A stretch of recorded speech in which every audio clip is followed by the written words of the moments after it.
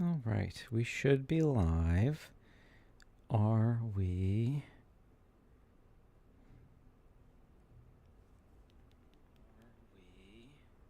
Okay, audio check is set. Okay, well, as with sorry, as with part two, I think we're going to start with we're going to run back to our horror movie tier list, and we'll try to do maybe another 45 minutes of this. That gets us to 8 o'clock, 8 o'clock my time, and then we'll continue with Resident Evil 4, the remake, and yeah, looking forward to that. So we let's see, we have once again the audio of 1922's Nosferatu, the F.W. Murnau film with music, in this instance by Hans Erdmann. We will be continuing with the I line. We start with I Am Legend. I think there's a compelling argument to make that this is not a horror movie. It's kind of more of an action film. It is ostensibly action survival film. We can call it a movie, a horror movie, because it's vampire themed anyway. I'm probably gonna put it either on the low end of actually good, or maybe somewhere in the maybe worth seeing section. This is, of course, the third adaptation of the I Am Legend story. The original film from the 1950s, I think, had Vincent Price, as memory serves. And then later it had, I think it was Charlton Heston with the movie Omega Man, if memory serves. I think that's what it's called. We'll put this somewhere high in the maybe worth seeing section. When it came out, it got quite good reviews, and I think its reputation has kind of diminished a little bit since.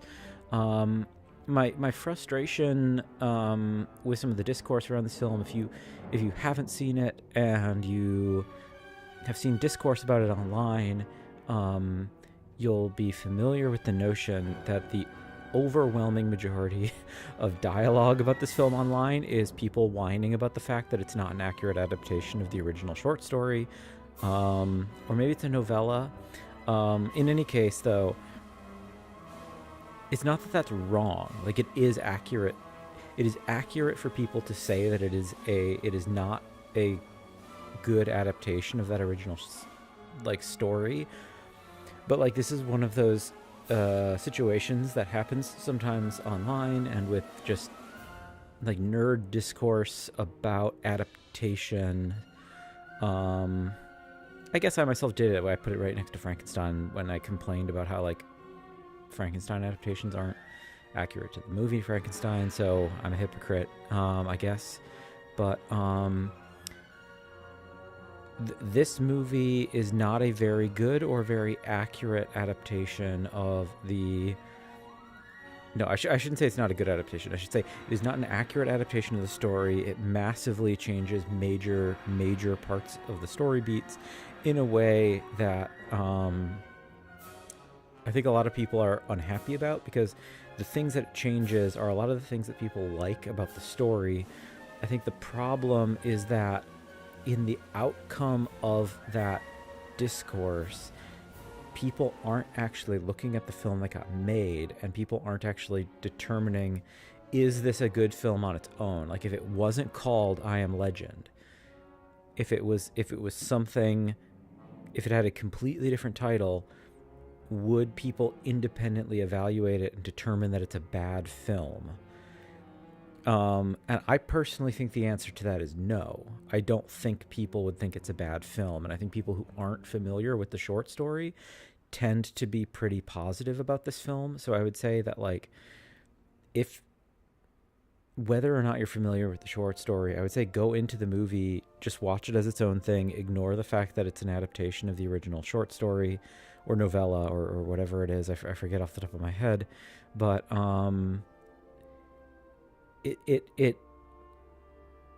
the fact that it is a bad adaptation doesn't mean that it's a bad movie. The big thing is that the vampires in this movie are basically treated more like zombies. Like, they are mindless monsters. And this is a long-standing issue with adaptations of it. I'm pretty sure the Omega Man version with Charlton Heston also does the same thing. The original Vincent Price version, I believe, does not make this misstep. I've seen the Vincent Price version, I just don't remember it at all. But the thing is that in the Vincent Price version, the idea is that, like, there's one man surviving, the whole world has been taken over by these, like, vampire creatures, and every day he basically goes out and tries to, like, find their nests and hunt them down and kill them all in their sleep during the day. And then at night, they come and kind of assail his home and try to break into his home to kill him. And it's kind of meant that the title, I Am Legend, is meant to be the twist on the story, that it's like he himself has ostensibly become the monster that exists in the legends of this new emergent society of vampires that has become the dominant species of Earth. And having the vampires be intelligent is sort of crucial to that idea that, like, folklore is spreading about him, the main man. And I think that, oh, sorry, I almost knocked my keyboard off my lap. Making the vampires into animalistic kind of zombies undercuts that story, and it actually makes the title not make any sense. But as essentially a zombie movie about a man surviving alone and, like, dealing with mental health and dealing with what it means to be alone for, like, a prolonged period of time, I think it's, like, an effective movie. Like, I think it's, like, a good movie that, again, like, way too much online discourse is people who think they're the smartest person in the room for identifying the fact that it's not an accurate adaptation. I Know What You Did Last Summer. The original one is, I don't think it's a particularly good movie. I think it's on the low end of maybe worth seeing. It's a product of its time, and it has some kind of interesting ideas. I never saw the sequels. I don't really care about them either. I still Know What You Did Last Summer, or always Know What You Did Last Summer. There was also a reboot of it this past year that I actually hear is quite good. I've heard some people say it's actually the best of the films. But yeah, I don't care about the sequels. Like, I don't think that there's anything, there's almost nothing meaningful that they can contribute to what the original is, which itself isn't that good of a film, but it's, like, a good enough film to be kind of like its own thing.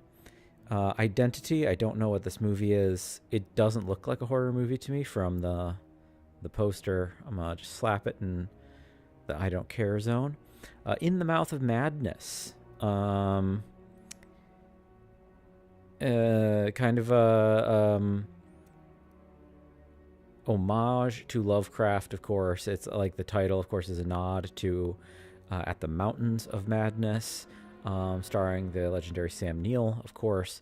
It's a good one. I don't want to say too much about it. It's a movie that, like, there's certain horror movies that I feel like the more blind you can go into them, the better. This is one of them. I would say the same about Jacob's Ladder. Like, I feel like if I give any description about what Jacob's Ladder is about, it fundamentally, like, undercuts some of the joy of what it is to experience Jacob's Ladder for the first time. So I'm just gonna dodge that. I don't know what In the Tall Grass is. It's I don't mind that poster. It's, like, a little bit overexposed. It's very clearly 2010s. I'm guessing this is like a 2010s kind of Children of the Corn. I'll put it in my neutral section, though. It's not speaking to me. The Insidious films, I have never had any interest in. They're in this kind of James Wan, Blumhouse, horror slop zone that I've never cared about. If anybody has seen the Insidious films and you want to tell me, like, no, you're completely wrong about them, please let me know. I might be completely off base. Maybe I'll check it out. I don't know. Like we talked about this a little bit with what's that movie that's later on? It's later on here. I don't remember. Malignant, excuse me. Malignant's awesome. I love Malignant. So who knows? Maybe Insidious is actually that. Invisible Man, the OG, the classic H.G. Wells film. I'm personally quite fond of this one. I think it's maybe worth seeing. If you're not into classic horror, I would say it's not. Don't be prioritizing it. I think it's quite charming, though. I think it's like a good film, and part of the joy of this particular film is understanding that the limitations of the practical effects bring a lot of joy to a film that has such a basic concept, but understanding and thinking about how they executed the invisibility does bring a certain kind of like charm to the experience that I don't necessarily think people at the time, like when the film came out, would have been experiencing. And I think it's something that we have lost that no subsequent adaptation will ever have access to again. Pardon me while I cough, everyone. So, we continue, and we are going to, ironically, even though I just said, like, oh yeah, like, a lot of the charm is lost with modern adaptations. The contemporary Invisible Man movie is actually extremely good. Pardon me while I stall a little bit, because I realize I have to get my stream visible again so I can on a second device. Yeah, so the contemporary adaptation is it's either actually pretty high. It's pretty high in the actually good section, and bordering being on the low end of outstanding. I actually really quite like this film. I talked about it a little bit at the end of the first section, and we have another ambulance passing, so I'm going to pause for a moment, everybody. Apologies.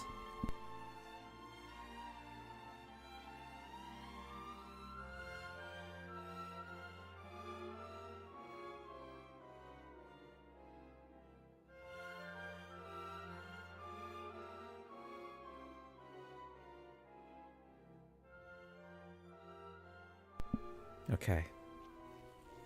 They have passed. I talked about it a little bit at the end of the first session, but for anyone who hasn't seen it, if you're like, what separates this? It is not just a modernization of the Invisible Man story. It is a fundamentally different story that is doing something similar to Hollow Man, which I was quite critical of previously, but it's just so much more sophisticated about it. It's ostensibly about a woman who is in an abusive relationship with this extremely rich man. She is able to escape that abusive relationship. Like, she physically has to escape him. And that's like the opening of the film. And it's like a tense opening couple of minutes, is her just being able to physically get out of the house in order to get to safety. The man is then it is supposed by or proposed by the film that this man has committed suicide, and the woman becomes sort of haunted by him. She becomes incredibly paranoid, and it is understood throughout the passage of time in the film that he is not dead. He has like faked his death in some capacity or another, and he's like the tech CEO of like a military supplier or something, has an active camouflage suit that allows him to be invisible. And he is like continuing to harass her from invisibility with the intent of, I think at first the intent is to drive her insane personally, by being constantly assailed by this invisible force. And then increasingly as the film goes on, his goal is to like basically get her institutionalized for attempting to convince people that there is an invisible man, that like her ex is alive, and attempting to do this to her. that's sort of a spoiler, but how she goes about executing this is, um, how the story plays out is like interesting. Like the basic plotting isn't as important as the notion of how it tells that story, and I think it's like an extremely well put together film. Um, and if any of you have ever heard of the Dark Universe, which was like um, a botched um, MCU style crossover universe that was going that like started being in production. Like there was the Tom Cruise Mummy movie. Invisible Man was technically like the first of those films, and I think it was already done by the time I think they announced the existence of the Dark Universe after this movie had already existed. I would have to look into the exact timeline of that, but like that's that's like my main memory is that like I think this was the first film released of what later became a botched attempt at making like an MCU. The Invitation, I don't know anything about. I'm probably just gonna put that in the neutral zone. Um, it. This is technically the post for It Part One. We don't have It Part Two for whatever reason. We have the original Tim Curry It, and then we have the Skarsgård It, the Andy Muschietti It. We'll start with the Tim Curry It. It's maybe worth seeing, but I don't think it's particularly great. It's held back by a lot of issues. Curry is like pretty excellent as Pennywise, and there's some clever overcoming of limitations of its era. I don't think it's a priority to see it. No pun intended, but I would say like if you want to see an adaptation of the story that is not the new version, it exists, and like the main reason I would say you should see it is that like if you like the new one and you're like, oh, I want to see how else it had been done, that's like a really good motivator to see it. I'm actually going to put the remake, though. This is just part one. Part one into the actually good section. I think the part one of the It remake is actually quite good. I actually think it's like, I think it's like a pretty competent little horror adventure.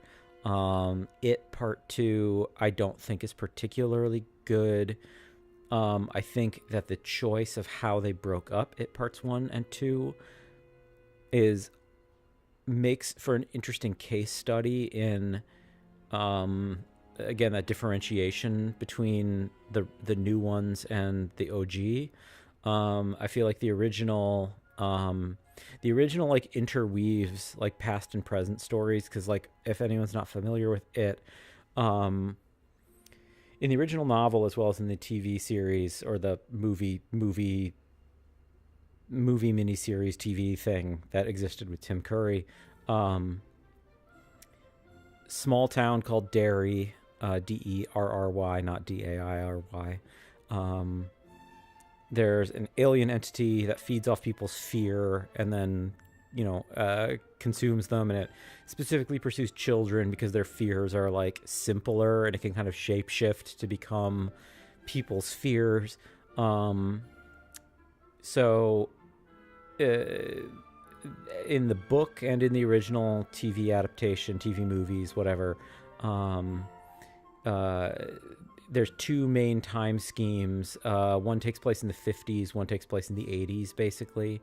I might not have the numbers exactly right, but I think that the Pennywise, the clown, the evil alien, emerges every 27 years. So I presume that's late 50s to early 80s is the span. The new one updates it so that the past section is in the 80s and then the present section is in the 2010s. Of course, there's another alarm. One moment, everybody.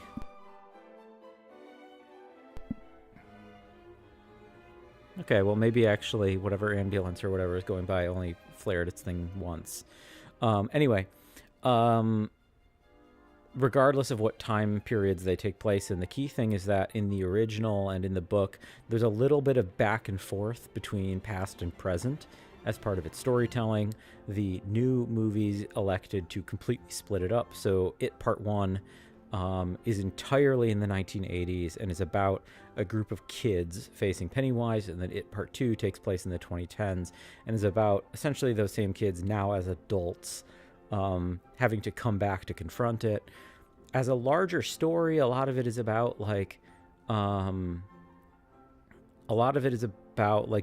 generational trauma and like the things that we carry with us from our childhoods into our adulthoods, and all of that conceptually makes a lot of sense why it goes back and forth between the two. But like I actually think the more recent film is a very effective encapsulated little story that you don't need the second half to, and the second movie, as said, is just worse.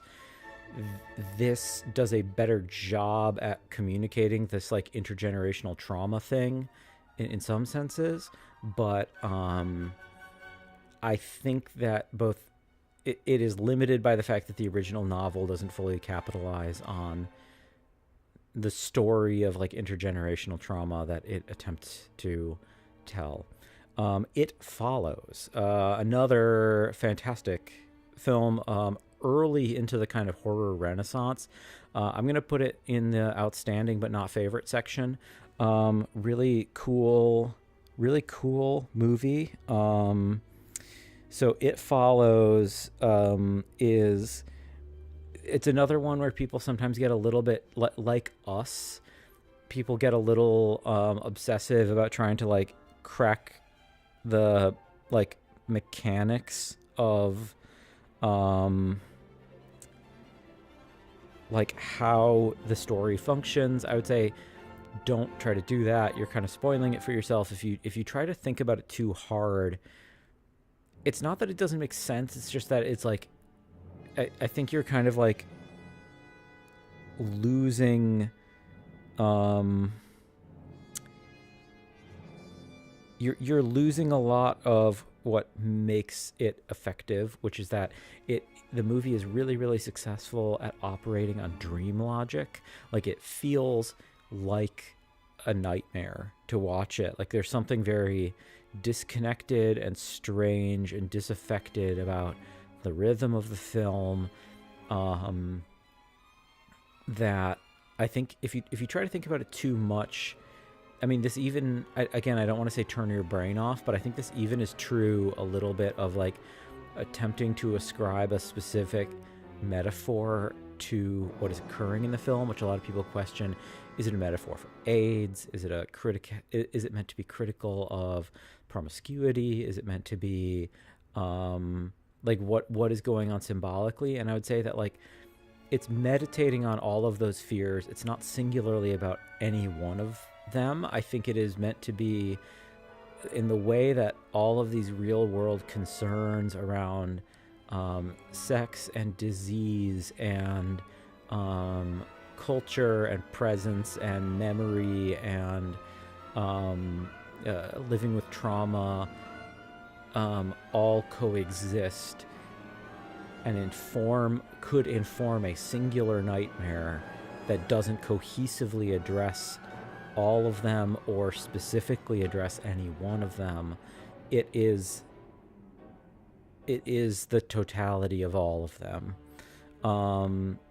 or that like it is the atmosphere of all of them. So It Follows, fabulous film, a little bit sluggish, I would say. If you don't like slower films, you might not be into it. I personally thought it was outstanding. Jack Frost, Killer Mutant Snowman. I mentioned, I think at the end of the first one, I prefer the sequel, Jack Frost 2, Revenge of the Mutant Killer Snowman. It's a fun, goofy, I would say it's on the low end of maybe worth seeing or high end of probably not worth seeing.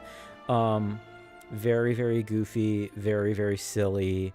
He's ostensibly kind of a Nightmare on Elm Street style Freddy serial killer in the sense that he's like he's an asshole, the snowman, I mean, and he like cracks really stupid puns, and his kills are really weird and like kind of inventive but not really practical. It's a silly film. It's like, don't go into it actually expecting it to be scary. If you want to have like a funny silly time with some gore, this is a good one. As I said, I think the second one, I would probably put the second one into maybe worth seeing rather than probably not.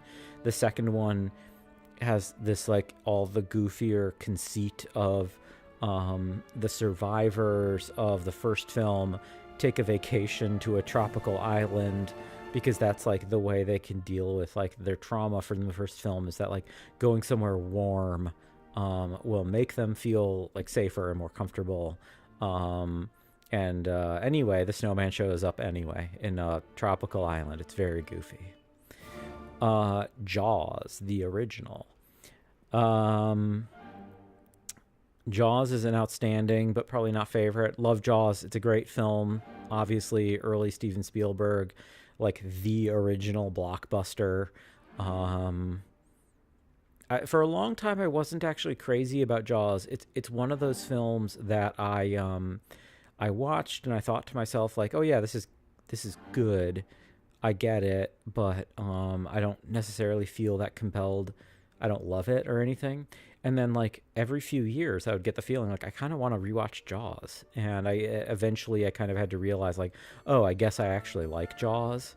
I've never seen Jaws 2. I probably never will. I'll probably put it low in the sequence. I actually have seen Jaws 3 and 4. They're in the please don't category. The Revenge is number 4 technically. So at minimum, Jaws the Revenge was responsible for I think one of the all-time great like one-liners from an actor talking about this thing from his career, which was Michael Caine was in Jaws the Revenge. And I'm paraphrasing. I don't know the exact wording he used, but he said something to the effect of like, by all accounts, it is probably a terrible movie. I've never seen it, but I have seen the house that it built, and that house is terrific. Something to that effect, where he's like totally willing to be like, yeah, I got paid a lot of money, so I don't really care that the movie's bad. The Jeepers Creepers films, I've only seen the original. I would say you probably don't need to see it. It's okay. I mean, it's got a couple cool effects shots, but not actually a good movie. Yeah, I don't know. It's fine. It's fine. I would say probably don't see the sequels. I don't know anything about them, but I presume that they're bad. I don't remember the story also, but as memory serves, I think the director involved with the first one and at least the second, did some very, very bad crimes. Did very bad real world crimes with children. And I would say, yeah, that kind of killed a lot of people's interest in checking out the later ones. Joyride, I don't know anything about, but it looks terrible. It might not even be a horror movie. Krampus, I don't know if I care about that much. It's just in the neutral zone. I without wanting to sound like a sourpuss, I kind of feel like doing kind of like a kitschy, cynical horror movie about the Krampus in the 2010s feels it's very millennial coded. It's very kind of cringe. Oh, it's funny that millennials think it's so funny that Krampus exists. So I don't know, maybe I'm a sourpuss there. Lake Placid. Probably not worth seeing. The poster tells you everything you need to know about the film. Like it. This is a summary of the film. If you perceive the poster, you understand what this film is. Legion is not a horror movie. It's fine as memory serves. I don't remember it super well. I watched it once. Like a lot of people, I'm inclined to just remember the fabulous Doug Jones plays a scary, long-limbed ice cream man at one point. It's demons and or angels attacking like a diner where a pregnant lady is, because I think the pregnant lady is about to give birth to the Antichrist or something to that effect. I don't totally remember the story. And I think at first they're assailed by demons, and then the twist, I'm going to spoil this, so if you're really upset by spoilers, be prepared. I think the big twist is that, like, oh yeah, actually at the end of the film they start getting assailed by angels, and it's like, oh yeah, the demons were showing up, I think maybe to protect the baby. And it's like, now that the angels have shown up, oh, that's the actual real bad situation, something like that. Maybe I'm completely misremembering this, so like feel free to tell me that I'm completely wrong. But yeah. Leprechaun, original Leprechaun. Now that I think back on it, I actually have seen more Leprechauns than just the first one. I think the first one is the Jennifer Aniston one, right? I think that is the case. If Jennifer Aniston is one that is not in the first one, I apologize. I would say you probably don't need to see it. But I had forgotten that I had seen, kind of on a lark with friends, Leprechaun in the Hood and Leprechaun Back to the Hood. I would also say you don't really need to see them, but they're not in the completely please don't see them. They're like very trashy pieces of pop from their era. Weird early 2000s, like late 90s, early 2000s, condescending, haha, the Hood, so to speak, is funny kind of humor. And I don't think, maybe I'm completely off base about this, maybe I'm like too cynical, but like as someone who like lived through that era, I feel like there was a lot of content from that era that like I'm saying don't misapprehend it as like actually being like about or for a black audience. Like these films were very much like for cynical, jokey white people to laugh at and about. I never saw 2, 3, 4. I'm pretty sure I haven't, at least, so I'm probably gonna put those pretty low.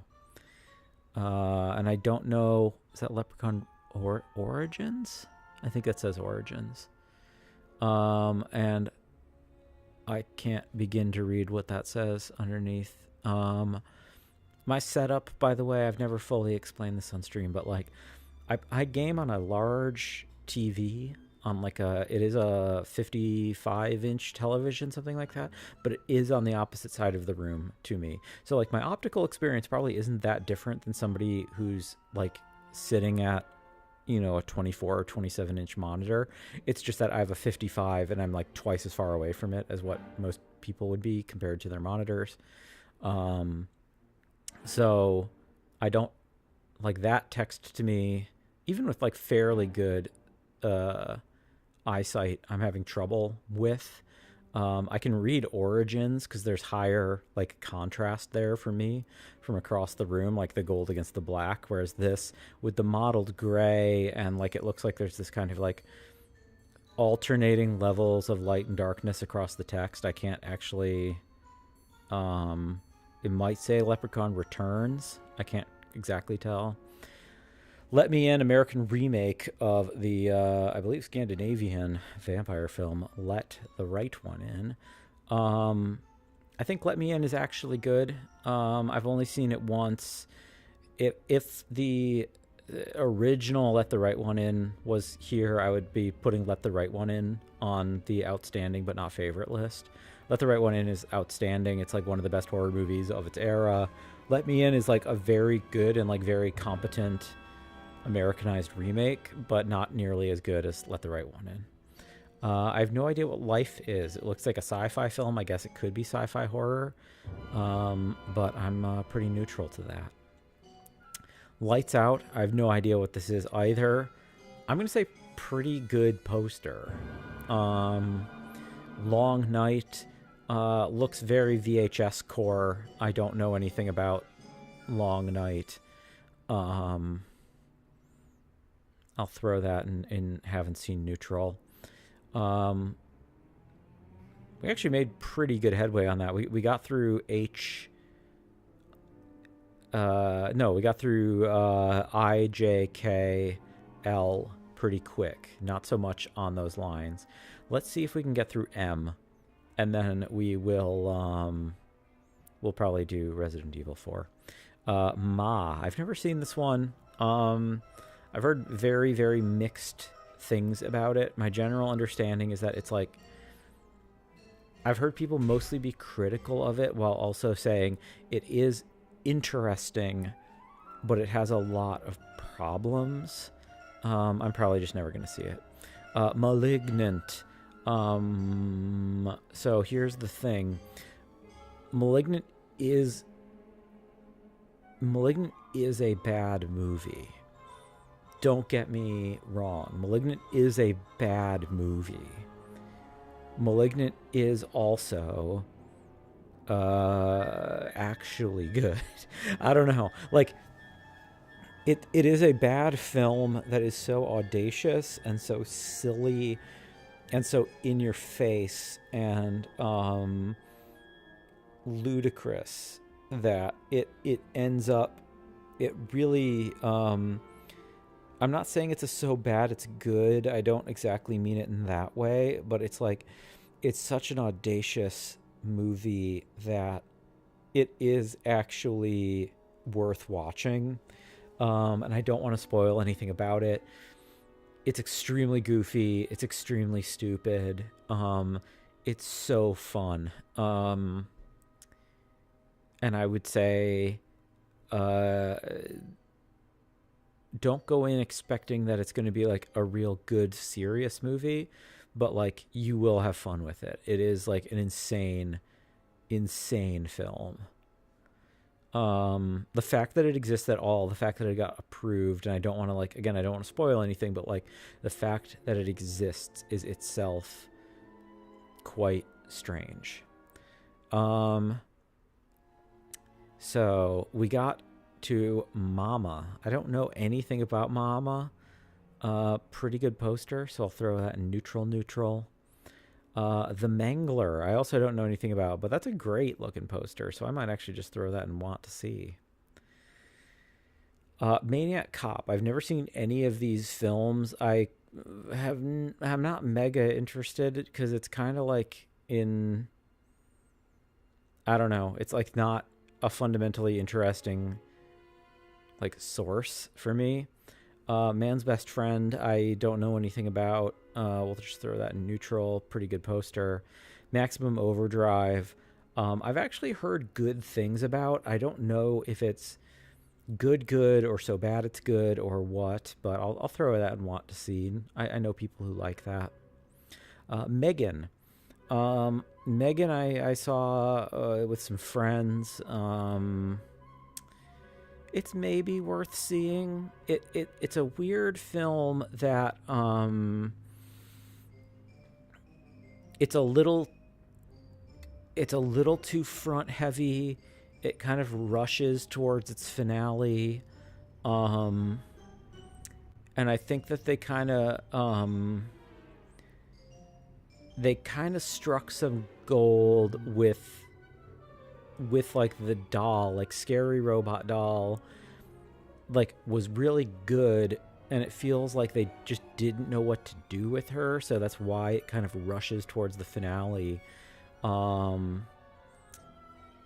my understanding is that Megan 2.0, which is the sequel that came out last year, is kind of bad because it feels like them trying to play catch up on the fact that they like didn't realize what a good thing they had until way too late in the production of the original or something like that.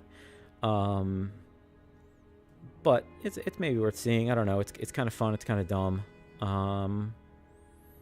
It's not scary at all. Like, it's not really a horror movie. I mean, I guess it is very much a horror movie, but it's not scary at all. So go for it. The Menu is not a horror movie. Yeah, The Menu is just not a horror movie. It's great. I loved The Menu. I think it's like actually a great film. Like, of all of the movies that we have in the not horror movie section, it might be the best one other than maybe American Psycho. Like, I think it's better than The Crow. The Crow I think is like, The Crow has problems. Like, it's a good movie, but it has problems. Donnie Darko is good. Gremlins is good and weird. But American Psycho and The Menu are currently like our great not a horror movie sections. The Messengers, I know I've seen and I don't remember at all. So I'm going to just throw it under needs a rewatch. I know for a fact I have seen it and I know nothing about it. Midsummer. Midsummer, another one people constantly point to and refer to as one of the greats of the prestige horror boom. I absolutely agree. It definitely belongs in the outstanding section. I would consider throwing it up into the personal favorite section, but for now, I'm going to keep it an outstanding but not favorite. Truly outstanding film. Highly recommend it. Fascinating film. Great example of a horror film that it really breaks a lot of rules of like how storytelling generally happens in horror movies. In particular, it is enormously effective at building tension despite the fact that like the sun is up and you're in very sunny environs for almost the entirety of the film, and it's very effective at building tension even given how bright and light all of that is. Really good film, really weird film, really it's an excellent film in addition to being an excellent horror film. It's like it's one of the best in general that we have up in these sections. Like yeah, it's fabulous. Strongly recommend. Mimic. Mimic is one I need to rewatch because I always confuse Mimic with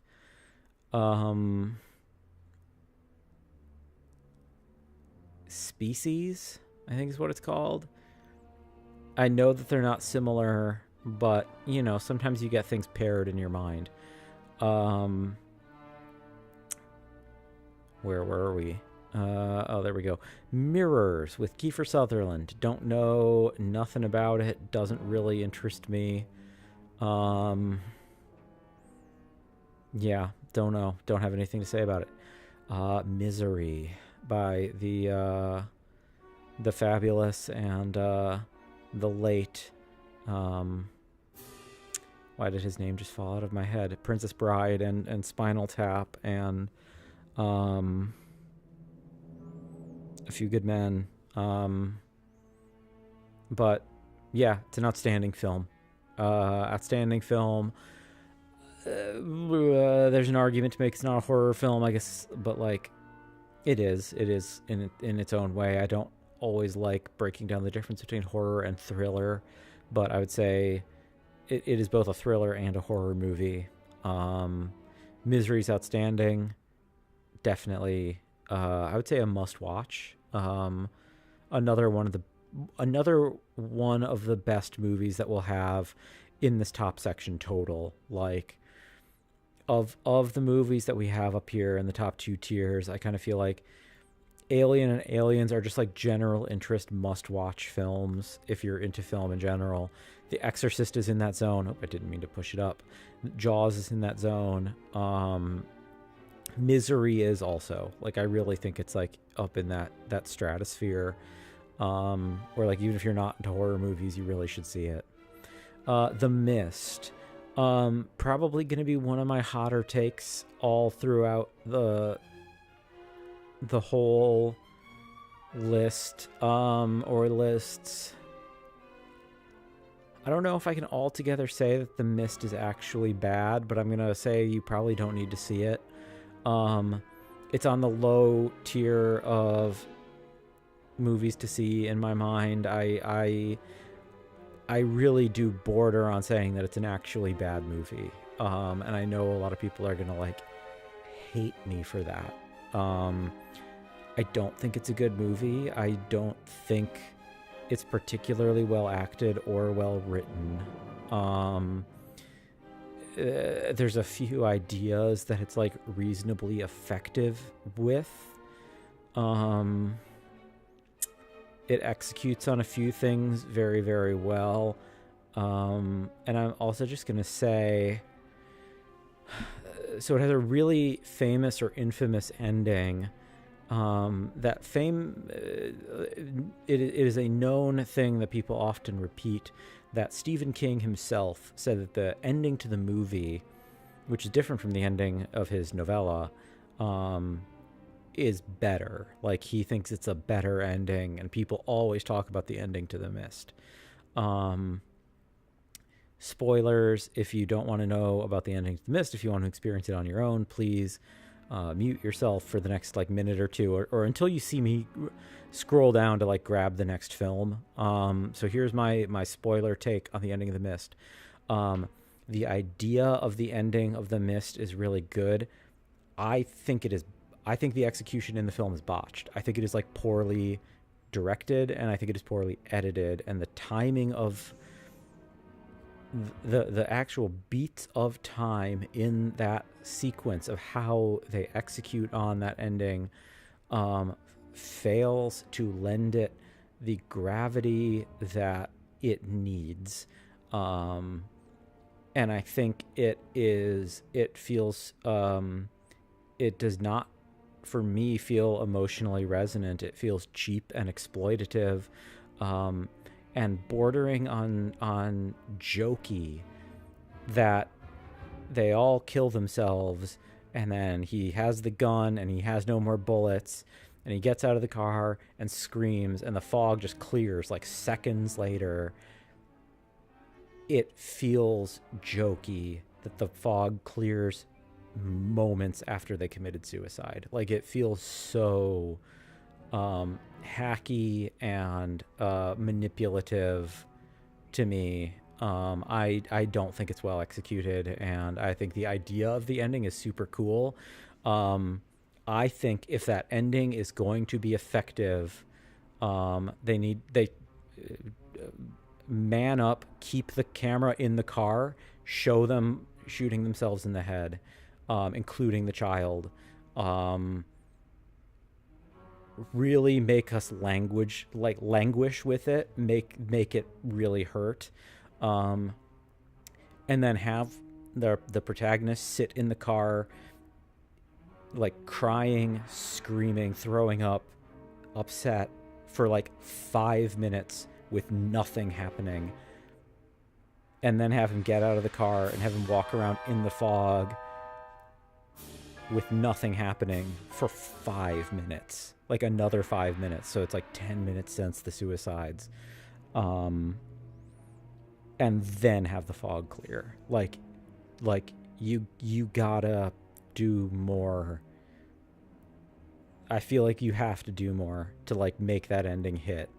I don't think, I think people are in love with the idea of the ending, and are so in love with the idea of the ending, they're not looking at how it actually is executed in the film. So anyway, that's my rant on The Mist. Mom and Dad with Nicolas Cage, never have seen it.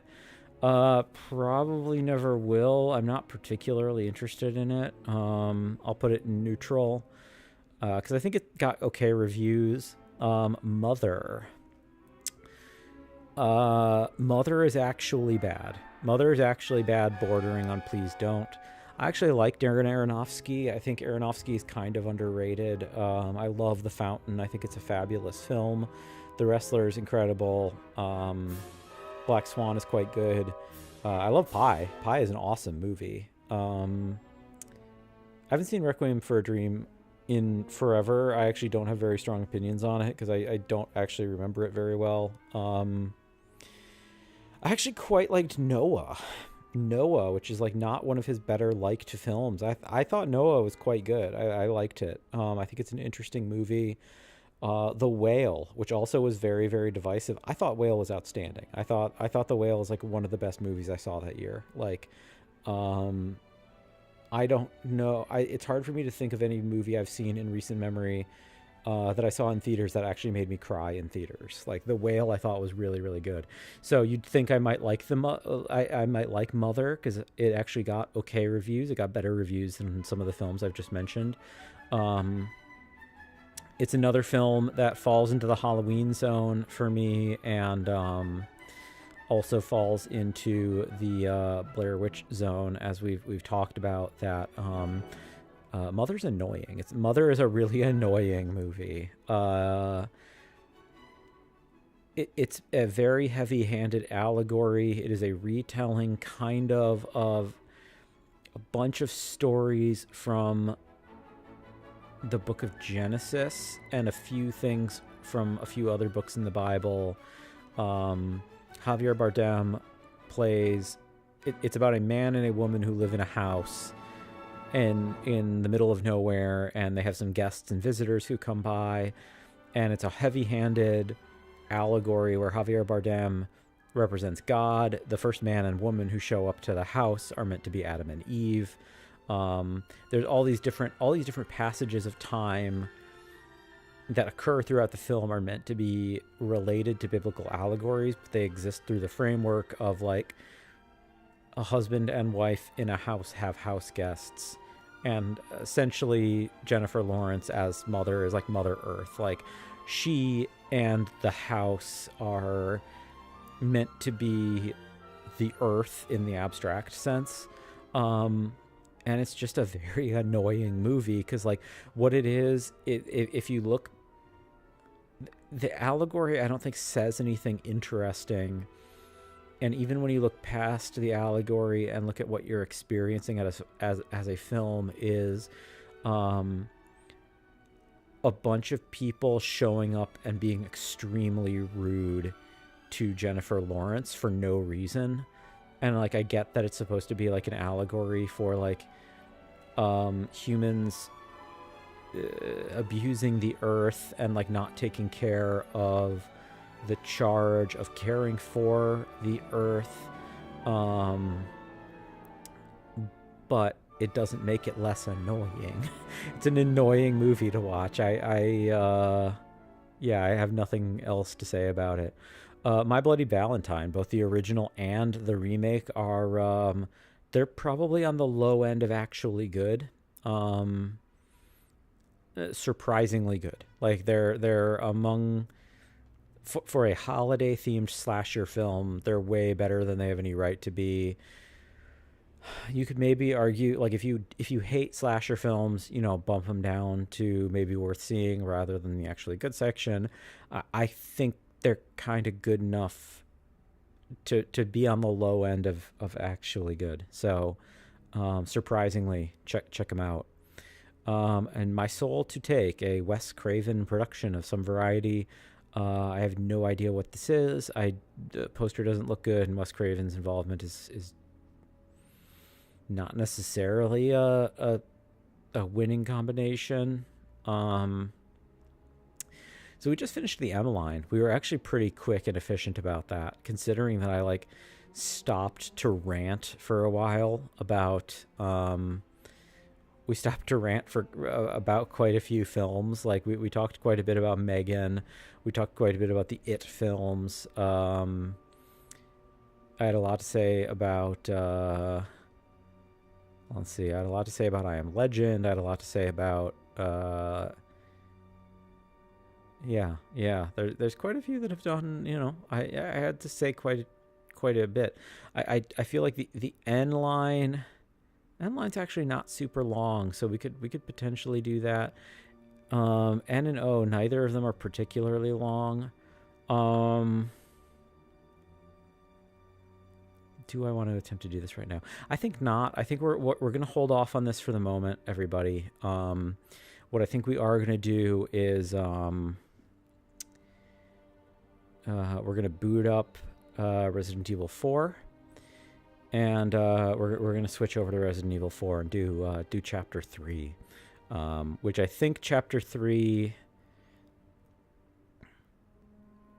might take us all the way to nighttime. I think that we might, I don't exactly remember, we might be doing the lake boss. We'll see in just a moment. One second, everybody. Let me rearrange some windows. And then I got a screen capture, open selector, Resident Evil 4. Okie dokie. Let me switch over to Resident Evil 4. I haven't figured out a change since this afternoon. I've not made any changes to my physical setup. So my mouse is still a little bit low. My oh, and I also have to. We have Nosferatu music playing still. There we go. So my mouse is still a little bit low, so my aim is still going to feel a little bit wonky. Let's get this loading, and then I will. I'm gonna put myself on mute while I take a sip of water.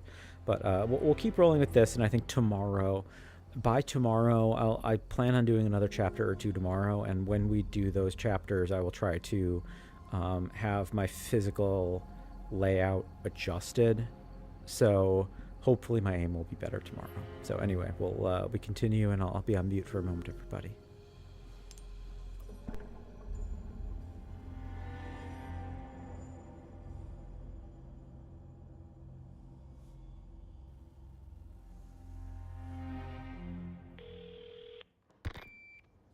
Condor 1, I've got that intel you requested on Louis Serra. It seems he used to be a researcher for Umbrella. Umbrella? I should have left him in that bag to rot. I'm sending you the details. Take a look, but Baby Eagle is your priority. Copy that. Making my way to the church. Condor 1, out. Yeah, so time is advanced. I don't know if we'll actually get to night this chapter, but obviously the sun is already setting. That's like a nice little environmental change that they made. And is it here? I could have sworn.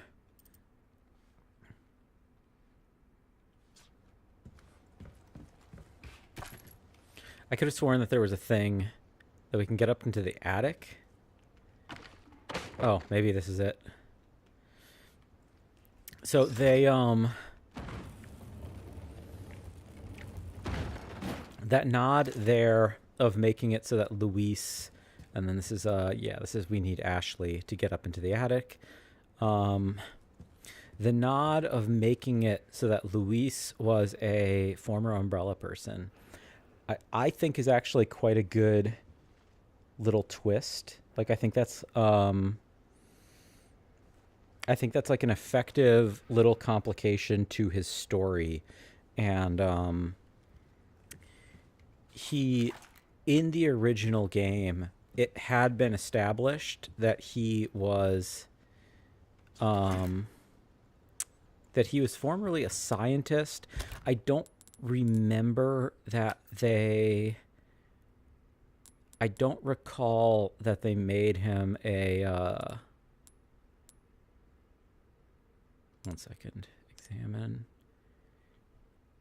We don't need this anymore. That's what the check mark means, right? It means that it's been exhausted, so we could sell that. The idea that he was a okay, so lower down there's some treasure in the building. And is there anything to examine here? No. I think that's like a nice nod, and it's maybe a little convenient as a means of it's a little convenient to loop him into Umbrella, but like it also explains why his knowledge as a researcher isn't just wait, it's directly behind me as a treasure. Oh yeah, nice, a ruby, that's good.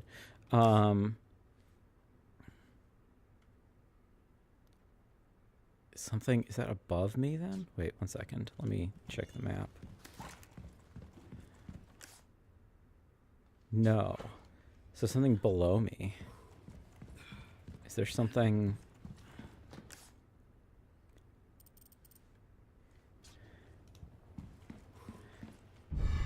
Small key, cool. Can I go down at all? I don't think I can. I don't think that there's like a... I don't think that there's like a basement below this building or anything. It's an effective way to let him have more of a role in the story without having to oh, and we hear Huey the dog. Like, the fact that he was a scientist. You too, huh? Yep, I've had this happen too, buddy. Hello, doggy.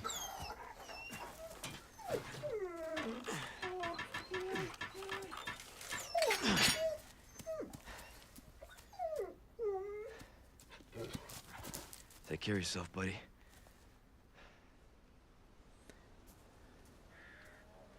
Now, where is... See, that makes me think that it's underground. I guess maybe we could be going underground at some point. But yeah, I'm not... Right? Oh, I guess that could be maybe once we go up the ladder. That could be the 3rd floor. That makes way more sense. You know, a researcher being able to, you know, do study on the Plagas only makes so much sense, but being like, oh yeah, he actually has umbrella ties, totally makes sense. It totally, like, it's a little bit, it's convenient for the plot, but does it's convenient for the plot, but does actually also extremely real world accurate potatoes. They're sprouting like that. You got some beans. Anyway, it's a little bit of narrative. It's narratively convenient in a way that works well enough for me that I shouldn't complain about it.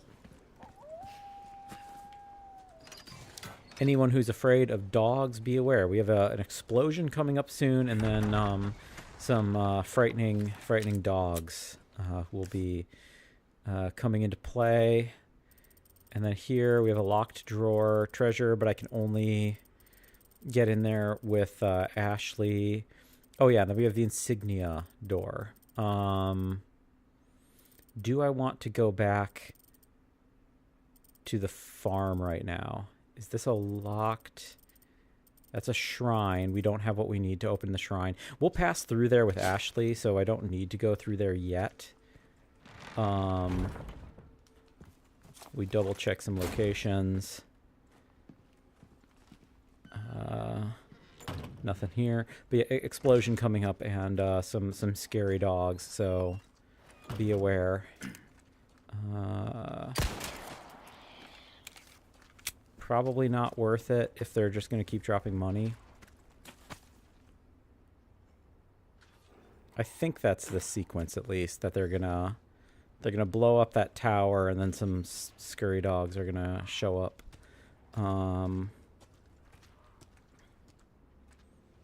Let's see if we can avoid that. Let's also check. Oh, new bear trap. Forgot about that. Yeah, climb point. Does that add to the... Okay, it does add. The bear traps always remind me, I'll say, of... and I don't think I brought this up in this playthrough. There's an Italian zombie film called Burial Ground Nights of Terror that I do think might have influenced Resident Evil 4, like the original one even. Explosion trigger here, now? Maybe? Maybe not. Okay. Maybe it will happen, I just have to get closer. There we go.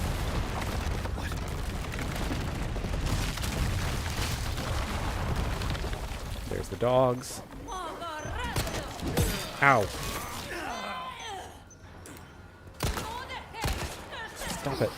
Let me. Ow.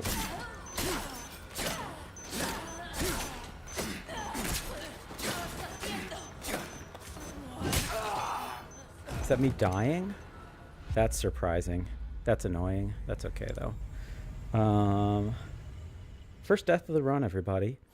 To a random lady, because I was obstinately not wanting to waste more ammo on her.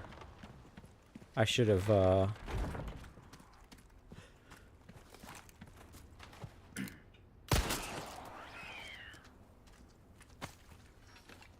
Oh, Ruby. Ruby is good. There's that same bear trap. So, Burial Ground Nights of Terror is an 80s Italian zombie film, and there were a ton of these Italian zombie films that were reasonably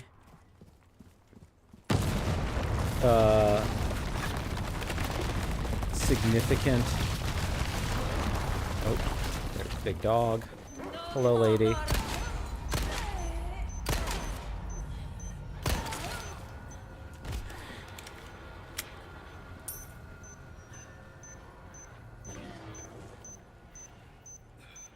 Come on, there we go. Some of these Italian zombie films were actually not only were they widely produced, but they were reasonably. Some of them were reasonably successful, at least. Let's try to kill some of the dogs too, real quick. Can we bait them out?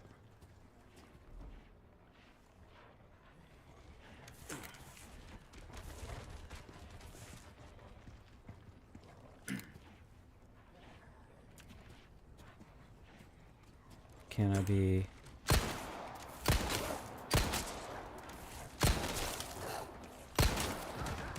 One down.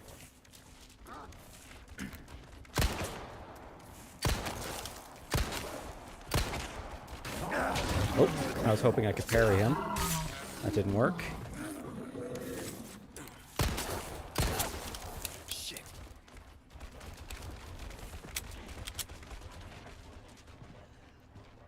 Back in.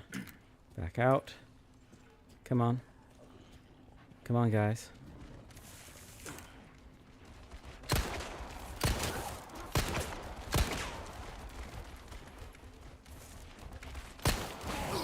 Oh, can't parry. I should get my shotgun out. I shouldn't keep...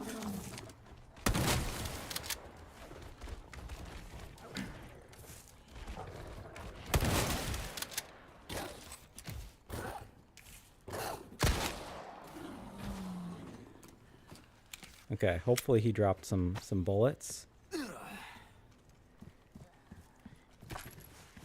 5 bullets. Not as much as I'd like. Faint beeping.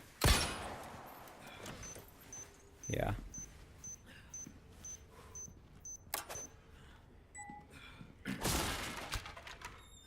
Grenade is extremely good.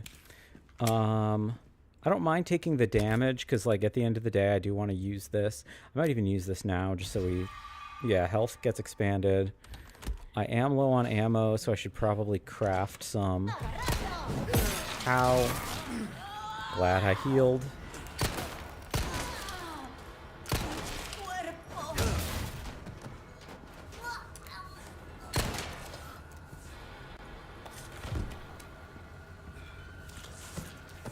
Oh. And Oh, this is already that low, huh? My knife health is not quite as good as I thought it was. And I don't want to, like, mod the game to, like, cheat, but I had thought to myself about, do I want to mod the game to have unlimited health on the gun? I do have to go back there for a locked drawer. I think that having unlimited health might be a little overpowered.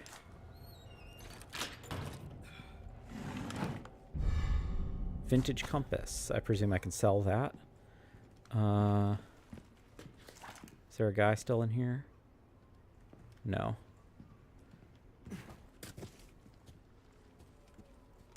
Is there anything else? I don't think there's anything else in the village that's blocked right now, so I do have to go around. So anyway, sorry I keep getting distracted. I saw you, bear trap, but perfect reminder to go back to the topic of so there were a bunch of these Italian zombie films in the wake of Dawn of the Dead, right?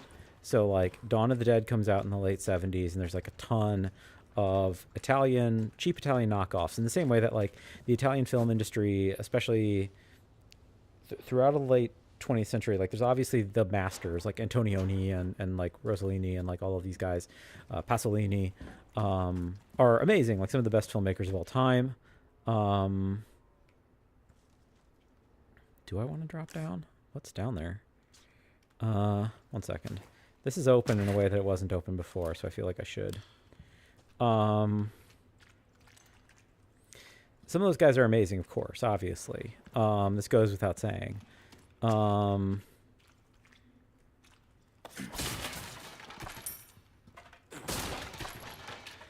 But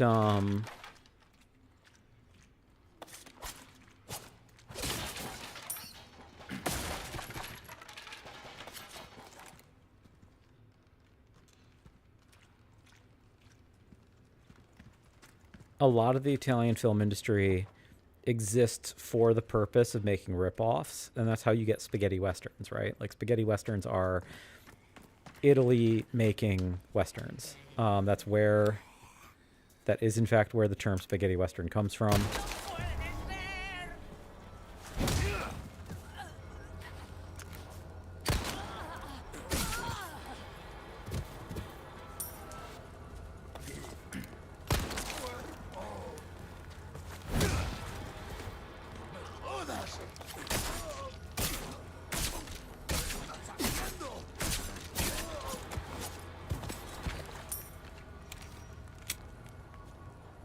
Am I hearing more beep beep beeps of explosives?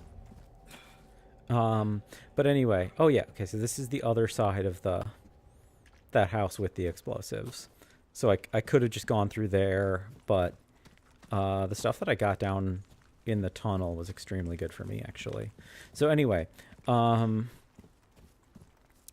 a bunch of rip-offs made in Italy.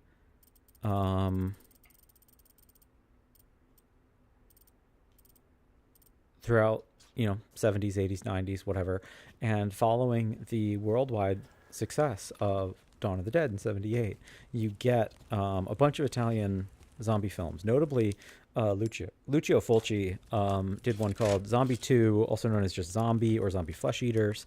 In Italy, it was called Zombie 2 because it basically was pretending to be a sequel to Dawn of the Dead or prequel to Dawn of the Dead, because Dawn of the Dead in Italy was just called Zombie.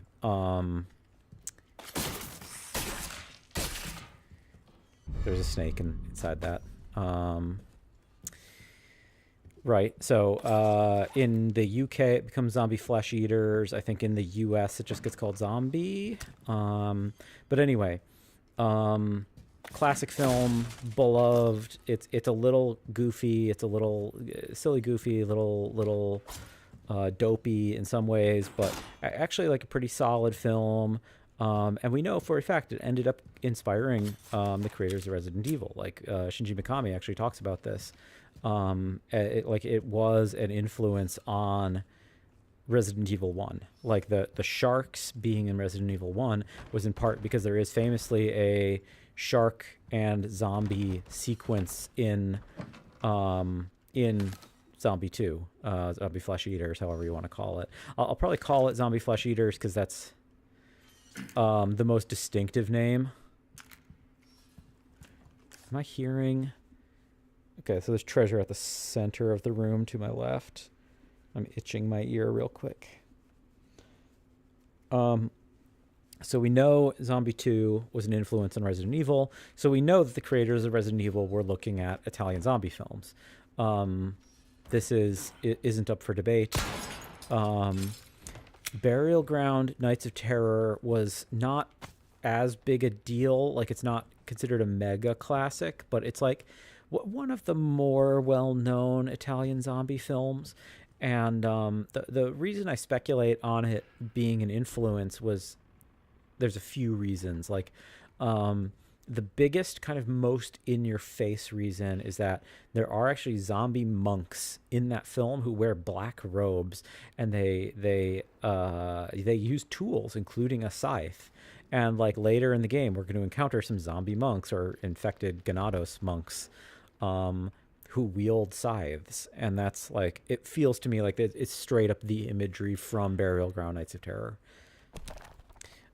We get more reading from the cult. Illuminatus 4:9. Sleep well and flourish, dear child. As your body grows, your mothers shall sew new small clothes. At 7 quintal of wheat and half a bull a day, you have outgrown your pen. Flourish, dear child, for the sake of your brothers and sisters who cannot. And we have a big, big, big skull. So somebody is flourishing, and I don't recall if we brought this up in the first session or not, but it was in an accompaniment novella in, I think, just the Japanese release of the game. Maybe there was a novella that is written from the perspective of a villager here as the Illuminato cult is coming into play. And while the Illuminato cult is spreading, and they like spread their gifts, so to speak, it is found that children just die. Like they are given the infection, and their bodies can't take it. Like, they're not suitable hosts.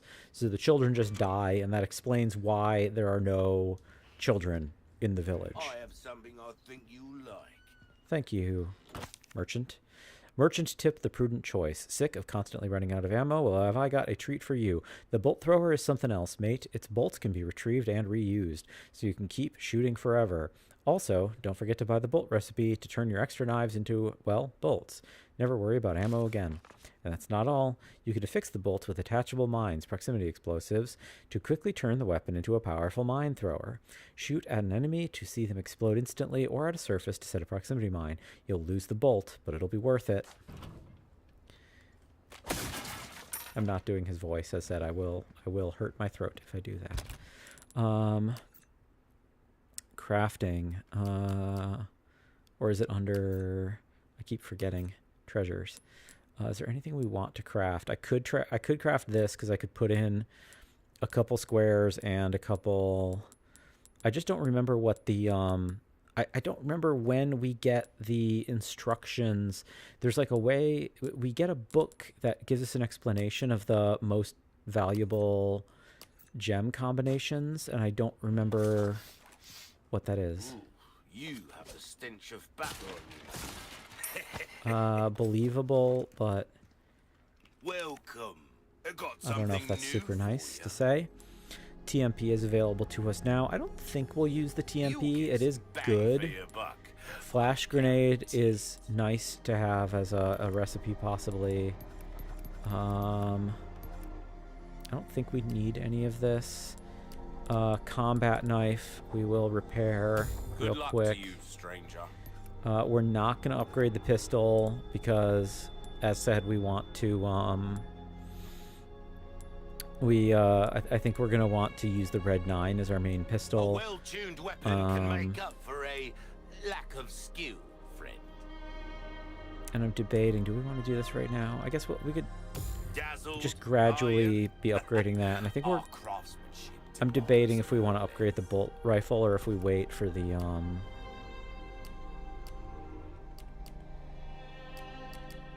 we will sell Hunter's Lodge key, pearl pendant, I'll vintage buy compass, almost anything. velvet blue, Viper. Viper's left. We need 3. I don't think there's anything else we want to sell right now. Thank you. Cool. So we got, okay, we're actually Anything doing else I okay can on help money. you with? Like we could do more tune-ups. Like we could upgrade the shotgun more. I guess I want the shotgun to be Molding a very weapon to powerful, suit as your specific it's needs. just useful to have that. It's a And like thing of we'll dump beauty. as much money as we can into the Red 9 the second we have the ability Will to that do be so. all, then? But what is trade? Oh yeah, trade is Spinels. Pleasant travels. But and then, dear friend of mine is gravely ill and very much to treat them some delicious vipers before they pass their snake charmer will in hand. Sell 3 vipers. Area specified none. Reward 4 spinels. Very good. 4 spinels is like kind of a big deal. Are vipers marked on the map is the question. I don't think so. Where's that? Abandoned factory. Did I miss? How did I miss a treasure? I might want to run back to get that. Treasure, and I missed ammo. Before we proceed, yeah, I might run back to grab that. It shouldn't take long. Like, physically, the game area isn't particularly large. So long as it doesn't block me from doing that.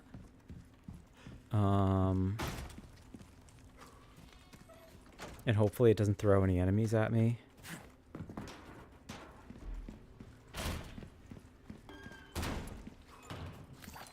I think we got all the dogs. But yeah, Burial Ground Knights of Terror. Besides the zombie monk thing that I mentioned, the other big thing is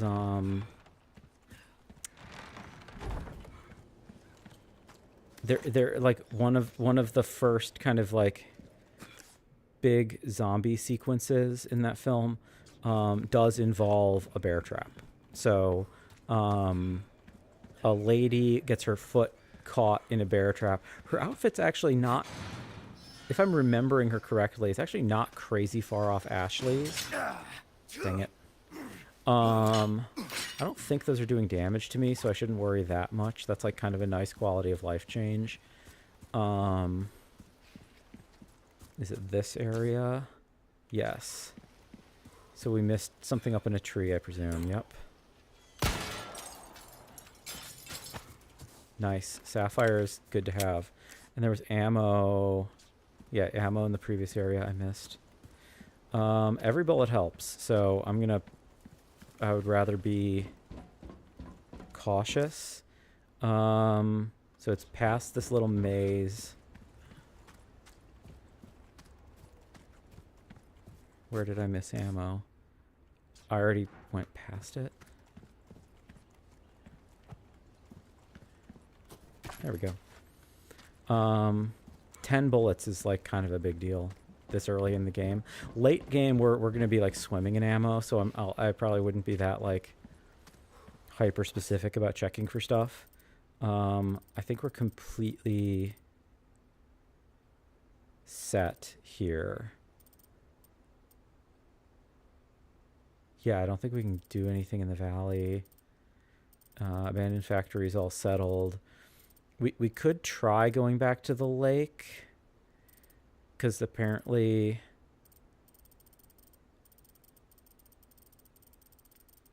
but again, I think we one second, where is, so that's town hall, that I know.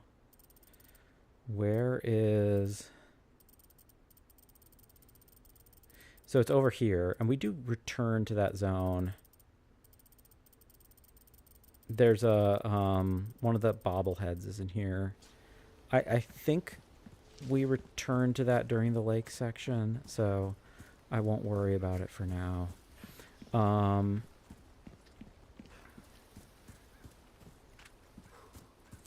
But yeah, I think the lady's outfit is kind of similar to Ashley. And yeah, she gets her foot caught in a bear trap, and it's not a minor inconvenience. Like, the movie's not particularly good. It's like, it's a little bit dull. It's got a few cool sequences, but like, they're really stretching for time. And the bear trap sequence is like pretty long and pretty memorable, just because they really drag it out. Of like, zombies are getting close, and her foot's stuck in the bear trap, and yeah, I'm curious if that was an intentional nod from the people who made this game.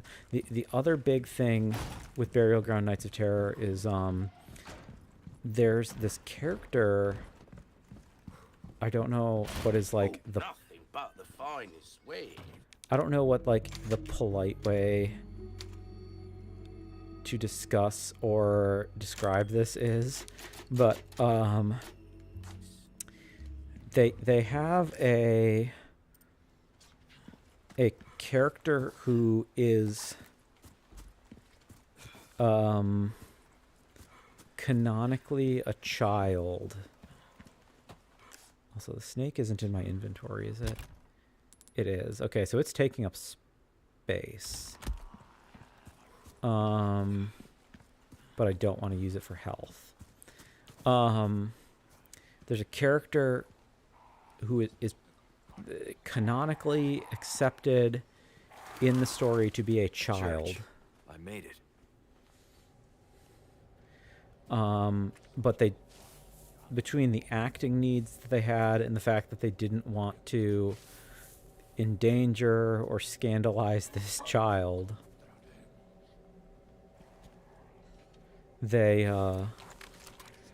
have the child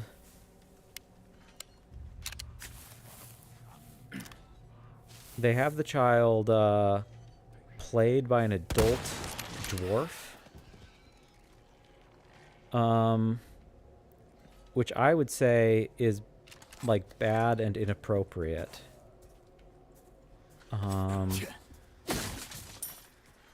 I think most people would agree, is to be like, here's an adult man. I thought I could swear I hit the... Wow, I really can't see him. Lighting engine.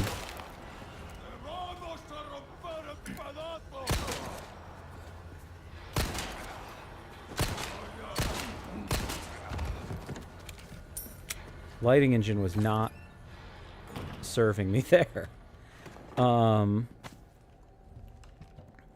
Resources small. Let's eat this egg real quick. That's a pretty good egg. Also, how much ammo do we have? We have 27 of those. So I think we will make more shotgun shells.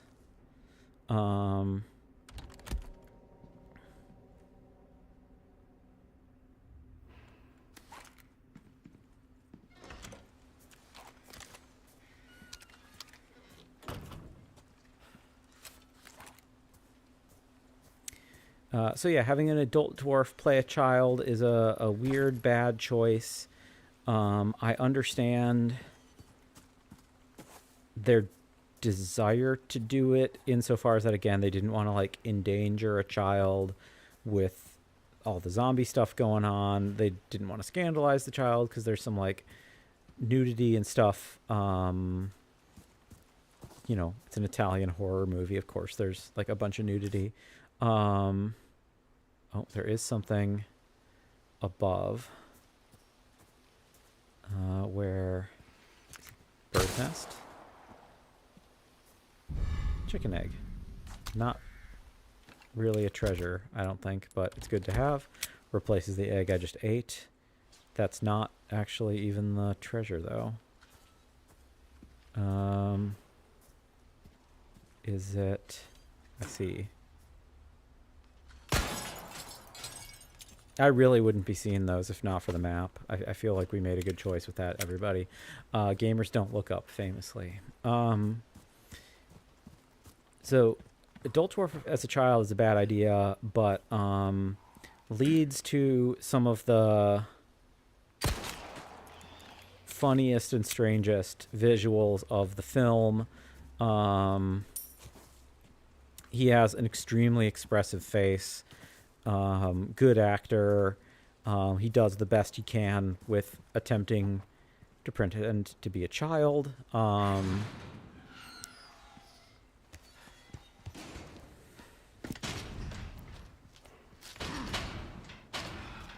it. Condor 1 to Roost. The church is sealed up. And Baby Eagle? Negative. Nothing yet. But they sure do have this place locked up tight. I see. I can think of one reason they'd want to do so. Oh, she's here. That's for sure. I'll find a way in. Condor 1, out. A ring? Nice. Do we have... Okay. No treasures around, though. Treasure over there. Over there. Around back. And some around back again. So if you see this adult man who plays a child in this film, the thing I would say to particularly take note of... Oh, we got a picture of Ashley. Anything written on the back? No, just an image of Ashley. Keep her locked in the church until the appointed time. Oh, there's text on there, I see. It's just barely visible if we flash across the surface. It's like a little writing directly across. They should have written on the back, clearly. Oh, we need a key. I presume there's going to be the exact right amount of keys in the game for the drawers, or maybe a little extra. A pest from the outside has come for the girl. Lock her in the church and wait orders from our Lord. Until then, keep the church door shut. The key will be held in the cave on the other side of the lake. The monster will deal with the foolish intruder. Lake. Let's hope for no more surprises. We'll just do a quick overwrite. And is this open? It is. I thought we were... Well, we'll proceed over here first. So anyway, look at this adult man in Burial Ground Nights of Terror. I personally think looks quite a bit like Salazar in this game. Well, maybe not in this game. More in the original. A little bit in this, but more in the original. The traitorous twins should not be allowed to rest in peace for joining the evil cult. Won't anyone destroy the emblems engraved upon their tombstones? Request destroy the church tombstone emblems. 2 spinels. So we need to destroy elegant headdress. Nice. And is that everything we have around here? It is. There is the locked drawer. We'll destroy some headstones real quick. More so the original Resident Evil than the remake design. But in the original Resident Evil, I do actually feel like... And is this open? No, that's locked. That's for the return trip. In the original Resident Evil, original Resident Evil 4, I should say. I feel like Salazar's design is actually rather reminiscent of...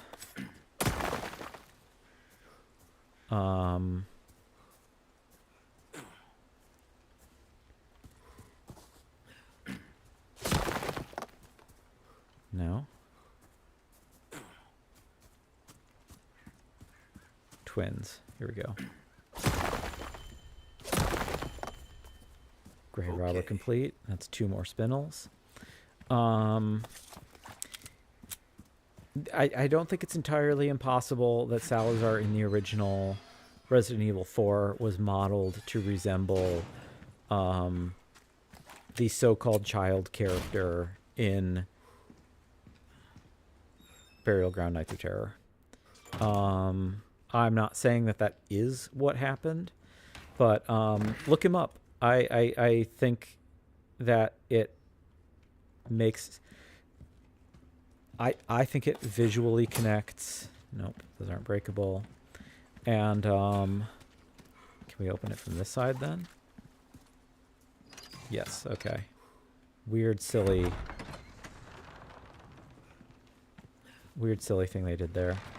Yeah.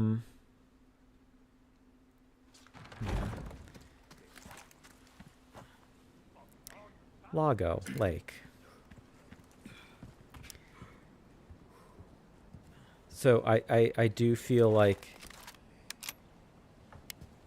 I don't know, someday if someone ever finds specific proof that this was the intention, let me know. I would love to know.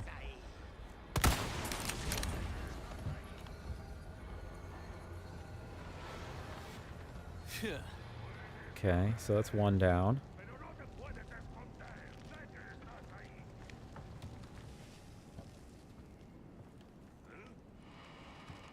Come on, y'all. I know you're here.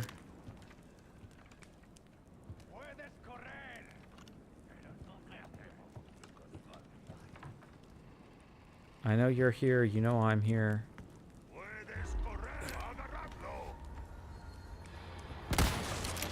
right. It's his head.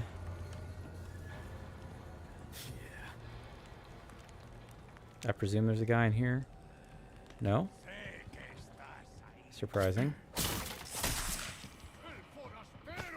Another snake. Hello.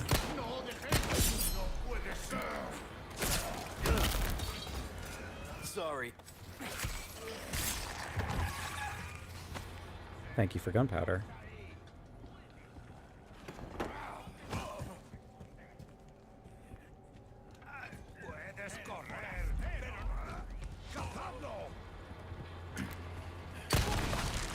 I was hoping that would take multiple guys, but okay. Come on. Come at me.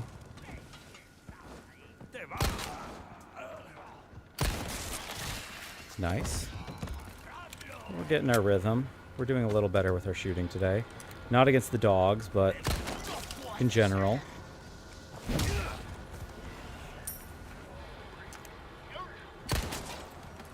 Now that I've communicated that, of course, I'm going to start making bad shots. And we've, the audio's cut out, so enemies are... Oh, I was going to say enemies are dead.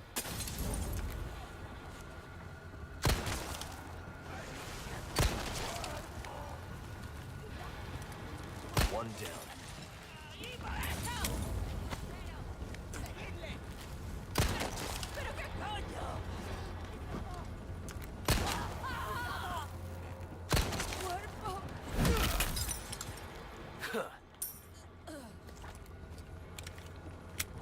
Okay.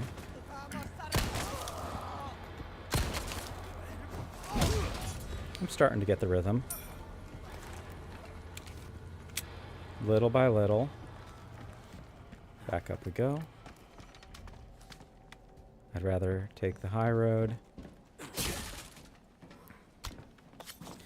Yeah, if anybody ever finds out that Resident Evil 4 was definitively influenced by Burial Ground Nights of Terror, please let me know, because I do think that that's like...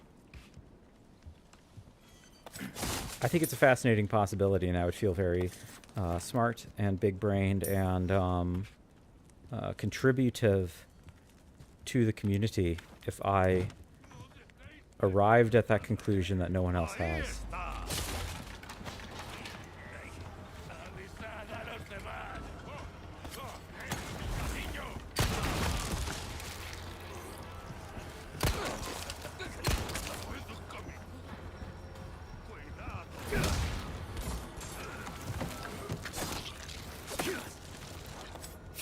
There we go.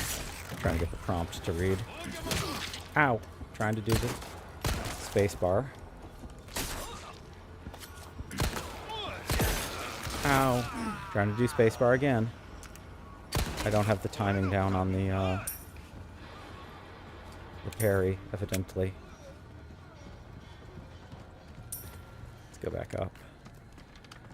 Is there someone behind me? I think I hear grunting. And I do also see... I did see a treasure somewhere. It was like hanging over an outcrop that we can't get. Because I think it falls... and then we get to it later. Oh, there it is.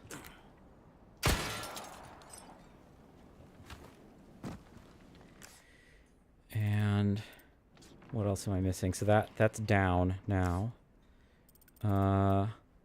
Something behind me, evidently.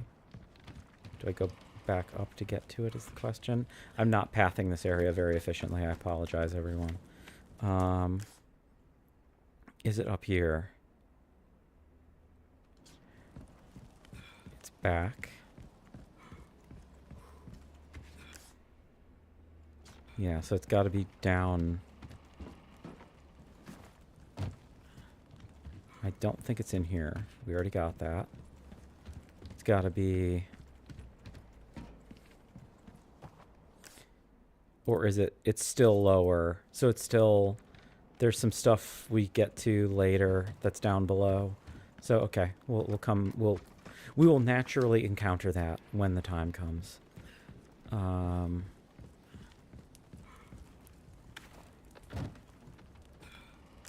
And I think that's all we need to do for the time being. Let's just double check. It's not like something hanging that I'm shooting down from up here, as I did with the other one. I don't think so. Okay, we proceed. Side path. Oh, hello. I'm very... I heard you. This is not the side path, that's the main path. Is there anything? Okay, ammo is good. We need it. Sorry, everyone.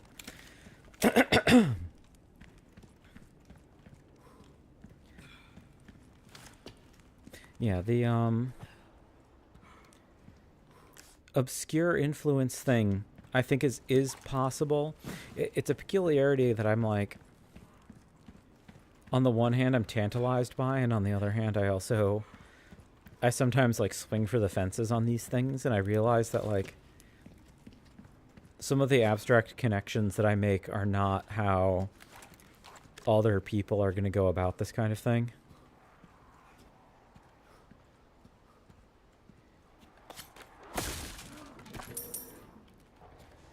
Let's see. What have we got? Good luck finding someone big enough to use this thing. A giant pickaxe? Hammer? Well, we did see a giant skull before, Leon, so we should be careful. Is there anyone who can destroy those blue medallions? The area is polluted by their presence, and I can't bear it. Destroy all the blue medallions in the quarry and fish farm. There's 5 of them, and we get 4 spinels if we do that. We are going to... do one of my favorite things from the original Resident Evil 4, which is, actually, you know what? I have way more regular grenades, so let's, oh. Here you go. Ow.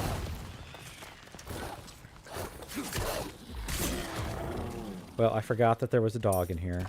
That's my bad. Ow, my bad again. There goes my knife. Let's, we'll do a healing spray.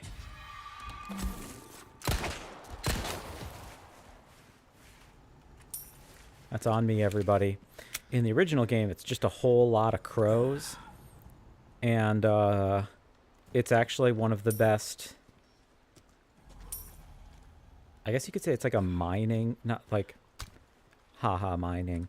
It is a good place to mine like grenades, because you throw one grenade out and it kills like 15 or 20 crows, and they all have a loot pool that potentially includes grenades. So it's likely that A, you'll get your grenade back, but also B, they'll drop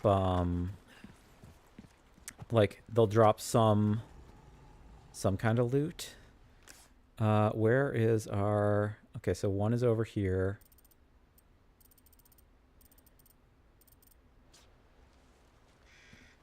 Where's our other medallions? Is the question. Have I already... No, I don't think I've seen them yet. But we did hear a faint snoring. And there's a big old door. Big old door, big old tool, big old skull. Is a concerning set of circumstances. And blue medallion. Oh, I missed. That's on me. Come on. There we go.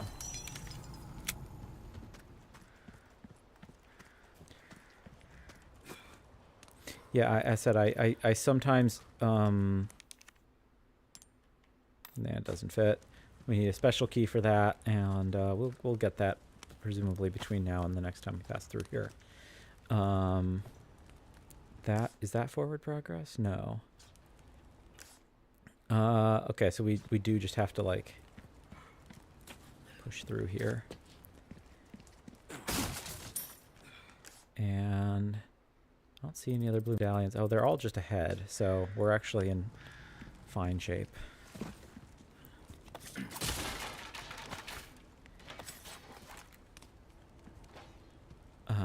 The idea that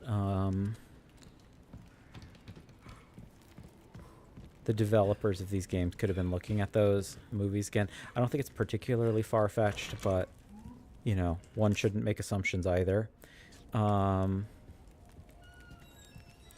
So Took care of her request, did ya?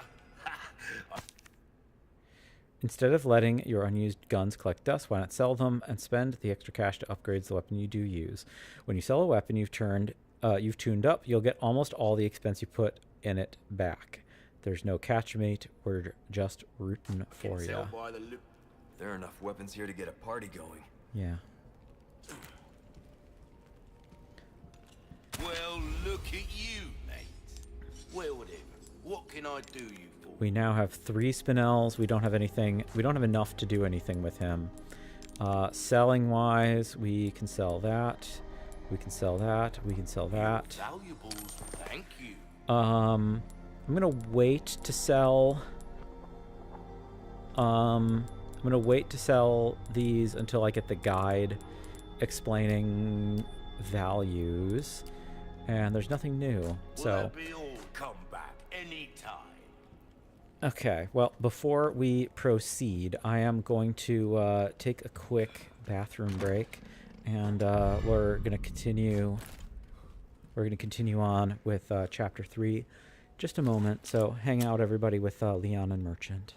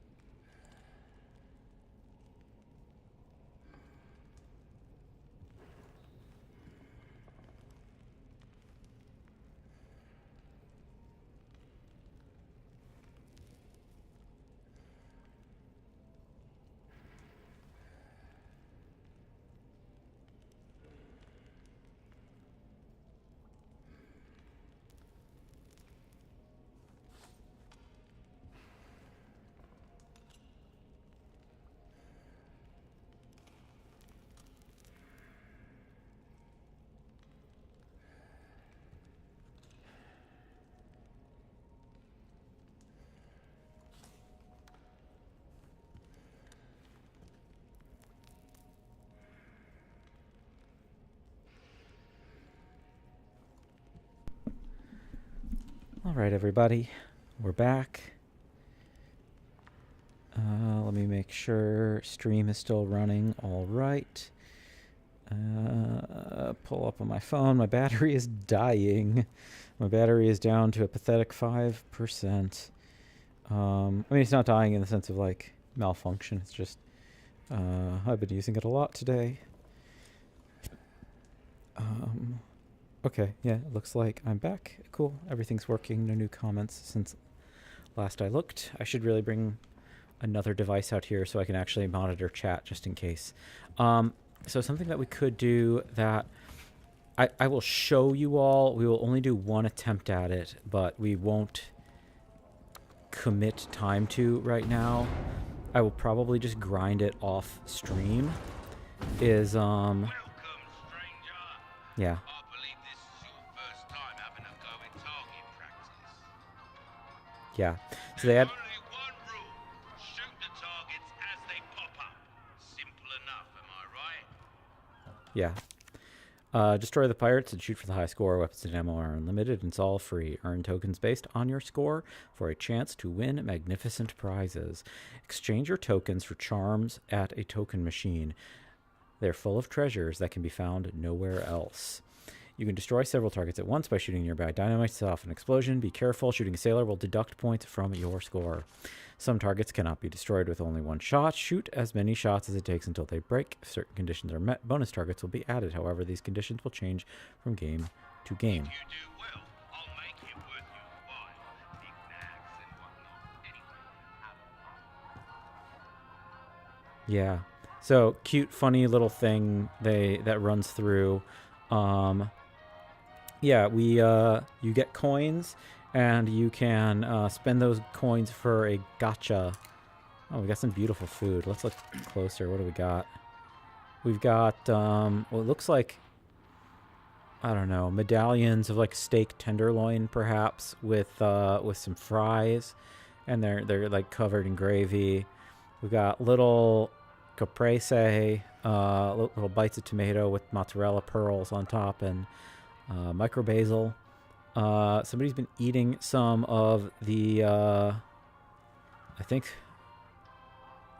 that's supposed to be more beef tenderloin, possibly. Pretty bloody.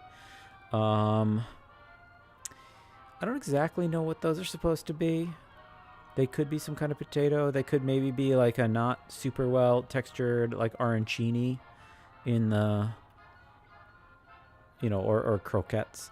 We've got a huge old pile of shrimp. I don't know if there's supposed to be pasta under there, if that's just shrimp. We got a pizza.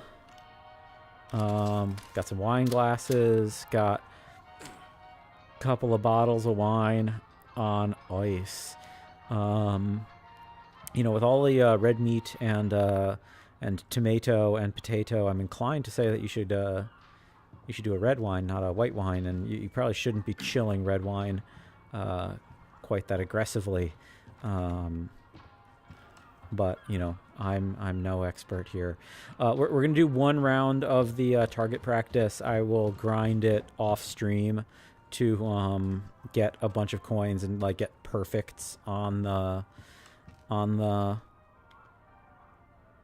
thing. Minus 500, 400 for the pirate captain, 200 for the pirate, the mates, I guess, dynamite, and 300 points for the skull medallions. And I think in order to get, there's a bunch of different challenges. In order to get max coins, you need to more potatoes. I think you need to get perfect on, like, you need to hit, like, land headshots on every single enemy, plus hit all the skull coins if you're going to get the maximum number of coins possible for each of the challenges. some of the targets are, Oh, well, particularly no, there's the details. one shot won't be enough for those, I'd wager. Okay, so we can do a pistol challenge. We get different coin, or different for each score, and then another one for 100%. So we can get up to 5, and maybe a 6th for bonus condition. Who knows? Maybe more. But there's a bunch of these throughout the game, and again, I won't belabor the point. Again, I think to... Oh, and we actually get more for every past 7,000. But I do think that if you get 100% headshots and all the skulls and whatever, there is a maximum score you can possibly get. That once you've tapped that, you can no longer get any more coins. We'll see how this goes. Oh. You're an artist, mate. That's the stuff. Oh. Brilliant. Reload. I need my mouse sensitivity higher or lower. That's it. Superb shot. That's the So it's not headshots, evidently.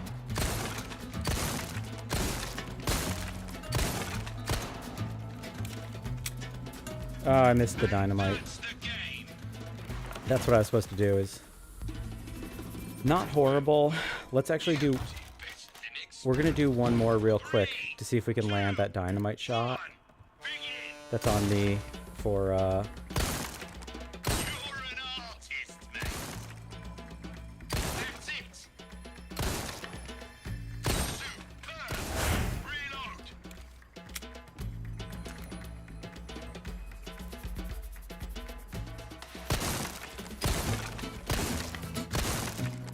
That's the stuff. Brilliant. That's it.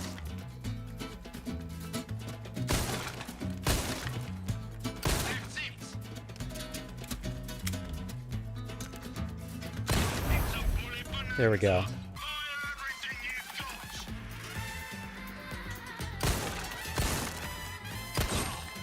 Beautiful.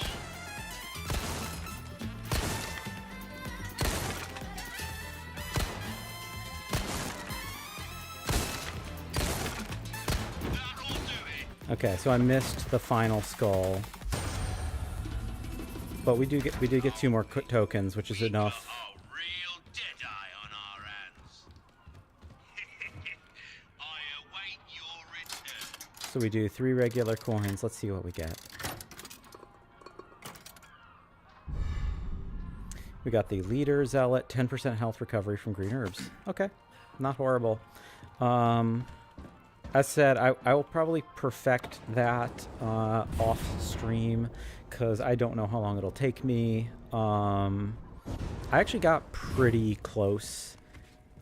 Like, I was the 1 skull away and I got the S, so not horrible. What did I miss in the quarry? Oh, that's the chest that's locked, and there's a ladder down here that takes me... Okay, so this is one of the other locations that the boat can dock. Yeah, I need to... I either need a smoother surface to be doing this, or I need to increase my sensitivity just slightly. We don't have a boat right now. Nothing breakable. There is treasure. Oh, right, yeah. I need a key. So we are currently in need of 2 keys to... We have found 2 drawers, of which we currently are missing... we are in need of 2 keys to activate those two drawers. And where are we at now? 1 treasure up ahead, down below. Okay. We have a spy point. Oh, didn't mean to do that. F.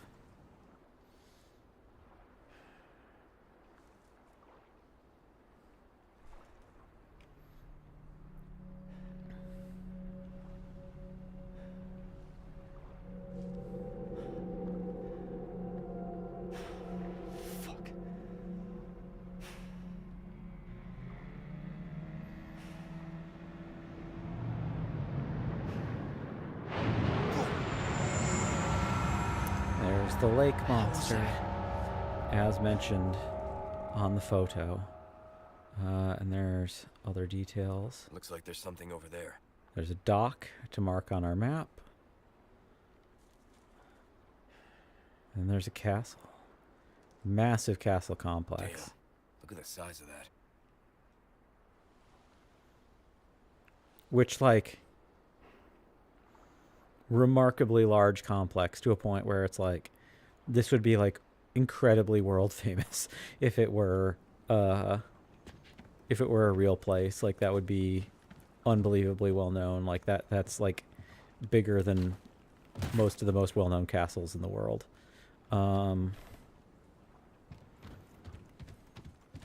Is it on this level that there's treasure? No, another level down still. Okay. And do we go this way yet, or?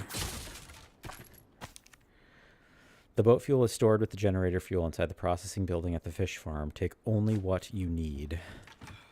So we have to go into the fish farm, but that's good because we already know that is where we are going to find some of the blue medallions that we need.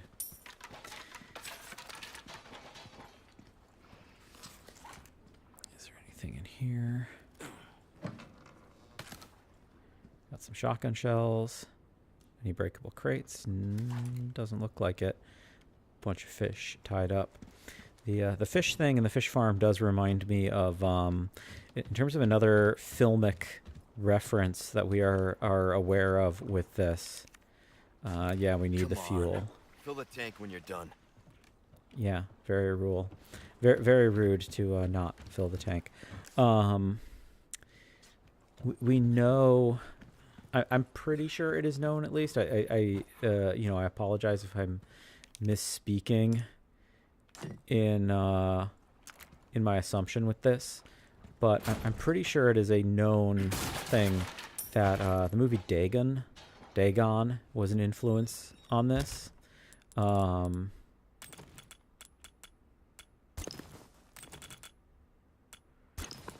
Dagon being excuse me, I have a sneeze coming.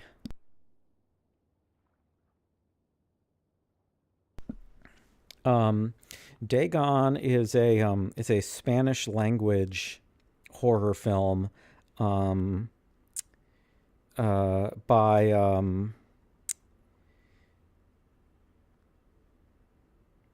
what's it called? What's his name? The Reanimator guy. Stuart Gordon. So Stuart Gordon and Brian Usna. I think it's him at least. One second, let me double check. Yeah, so he directed it, and I think Brian Usna was involved as well, and Usna is like part of that same crew who was involved with one second, let's make more shotgun shells, because we are just about out of space again. I could combine. I can clear up a little space by reloading. I should probably just use grenades more, it looks like. Like, I'm actually using quite a bit. Quite a bit of space. Holding 7 grenades is a lot. Okay. Well, and wait. Oh, there's a blue emblem, I presume, down.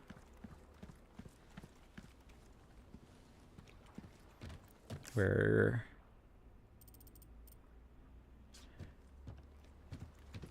I presume down. Do we need to be... Let's see. Yep. Come on. There we go. Dagon is a Stuart Gordon film from 2000, 2001, thereabouts. I actually just rewatched it a couple weeks ago. I already kind of want to rewatch it again. It's a cool, good film. It's like, it's not great, but It's an adaptation of H.P. Lovecraft's Shadows over Innsmouth, and it takes place in Spain. And I'm pretty sure that like the visuals of the village, and I'm like almost certain, just like in a variety of ways, that and this that's the locked shrine.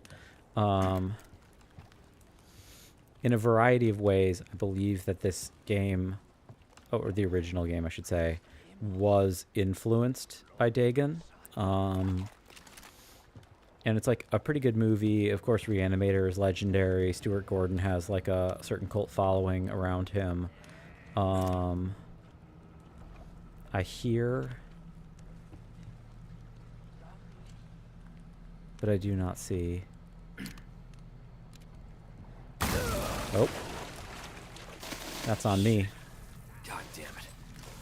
Well, I have lots of ammo. I was hoping I could snipe some people in advance of being down in the dumps. But, Shadow over Innsmouth, I don't remember. I've read that short story. Oh, boss.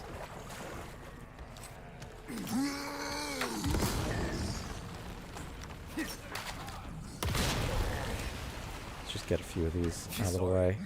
They're better for crowd control, but might as well. Break already. That made it easy.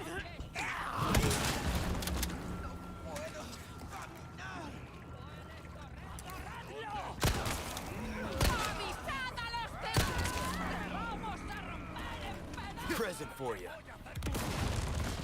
That I should have used that for the three of them.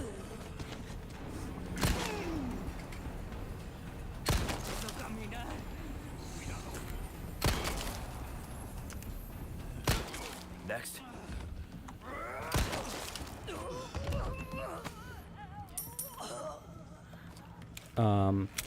Yeah, Shadow over Innsmouth. I don't remember if there is literally a fish farm in it or not. I might be wrong. I don't think that there is, but like the fish farm imagery also shows up in the Bloodborne DLC, the Old Hunters. Like there's a fish farm like very explicitly in that DLC, which is also very heavily inspired by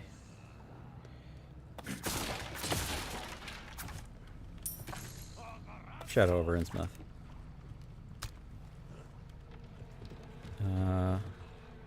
I hear people. I do not see, once again. And was I hearing a snake?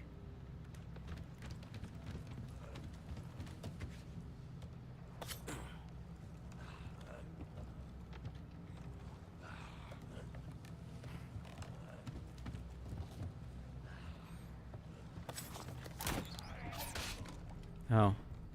That's rude. Hello.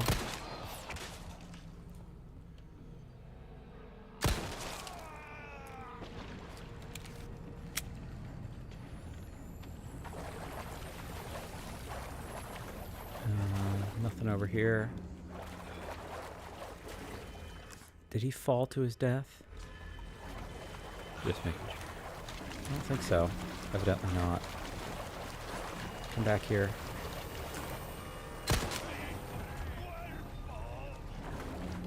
Before we advance, I'm going to see if I can draw more of them out. Okay, so this is a pinch point I have to move through. I think I hear people behind me, though. Yep, okay. People are coming from behind. Somebody has dynamite.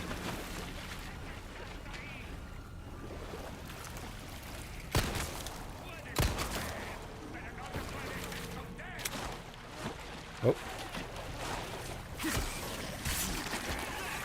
Gotta take out the Plaga before he wakes up. Hello, sir. And ma'am.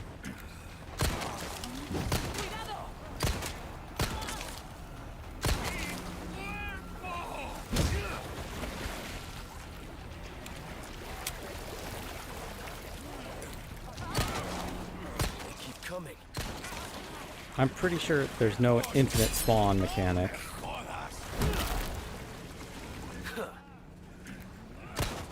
Oh, good dodge, guy. Oh, there goes a knife.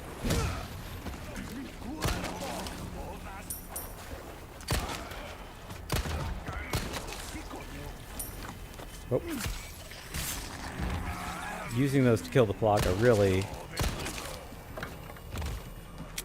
really does a number on knife health.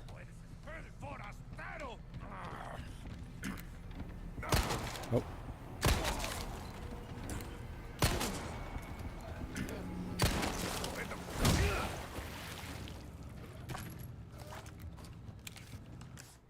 Okay. Can I climb? No. I go around. I heard a beep beep. Is there a nest up here? No, but there's one of these. I hear the beep beep. Let's also see. We might have a blue medallion over here, visible. Oh, fish.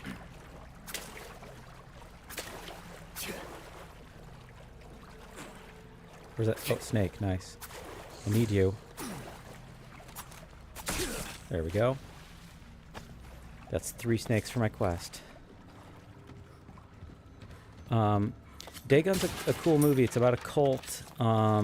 It's, you know, cult in Spain, as it turns out.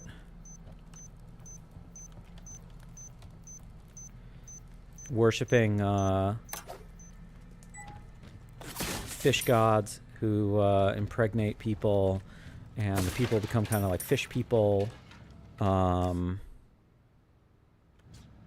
Okay, how do I get the blue medallion is the question. Naturally, and perhaps infamously, because of H.P. Lovecraft's racist paranoia. I think I just saw a flash of the blue. Because of his racist paranoia, a lot of what that short story is dealing with or coping with. It's not up there. Maybe is it down here?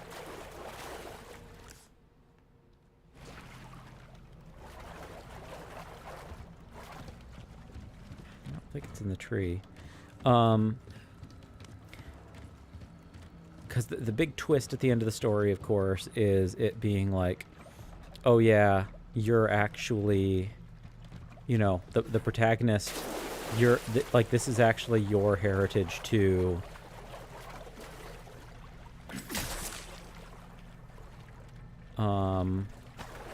And in the act of, you know, learning about the sordid history of this town, you're also learning about your own background, and this is horrifying, and like you're an abomination because you're this like mixed thing that is implicitly less human.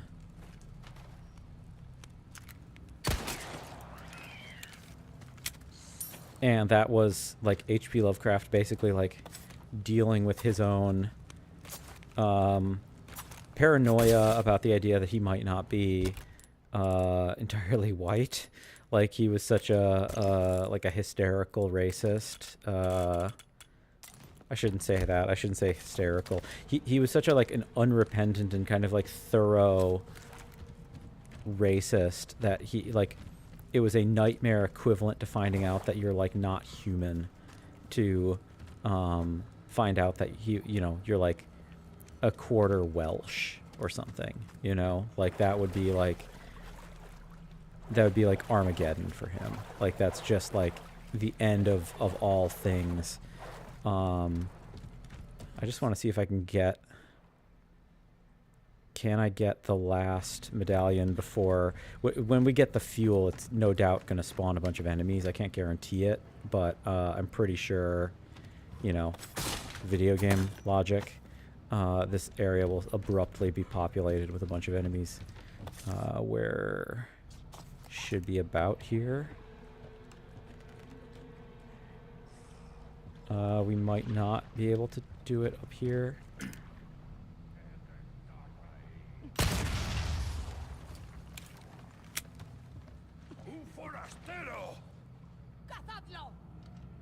Okay, so maybe they actually haven't spawned. Maybe they... Oh, they sort of have. Out of the way. Hopefully this makes my return trip easier when the time comes. Let me just start by...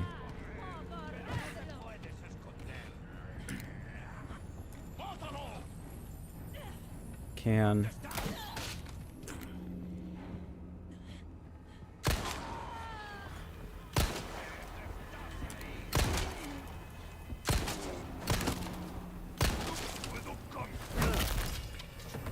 Not bad, right? Oh, are you doing the... Yes. There goes another knife. And they are going the long way to get to me. Which makes sense. But okay, I might have to go down to get the last of the medallions. Hello.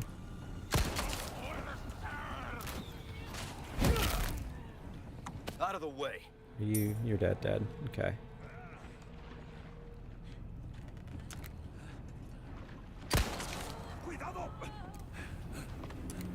She dead? No. He is, though.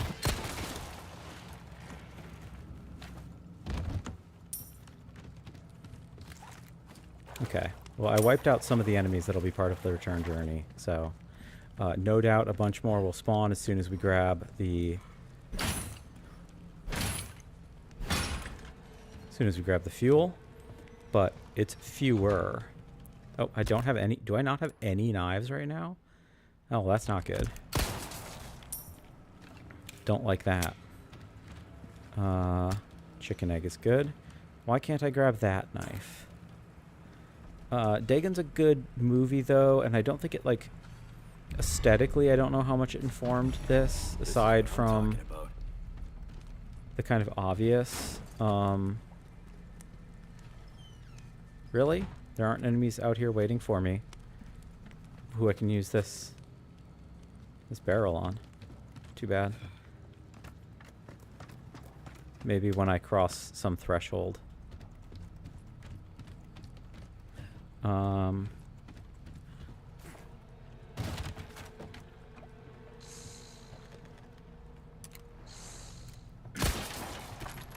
Handgun ammo is good. There's the last of the... Perfect. And that's it. Oh, no, there is something I missed. That should do it. I'm foolish. I'm going to have to double back. Sorry, everyone. So yeah, Dagon also influenced Bloodborne. There is actually some kind of like kinship between Bloodborne and Resident Evil 4 that I've never fully been able to comprehend. Is it in here? Yes, it is. I see it. I can't shoot it from down here. There we go. Silver token, nice for our gacha. That's a nice pickup.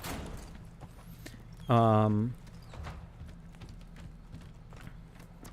yeah, the cult thing, the Lovecraft thing, like Lovecraft is in this game, and it's not that like Resident Evil is particularly interested in, how should I put this? It's not that Resident Evil is necessarily interested in cosmic horror. And there's nothing else I'm missing, right? No. But, or, oh, no, I can't drop down. I have to go all the way. Okay, I have to follow the top path all the way to get out here? Or no, can I just go up here?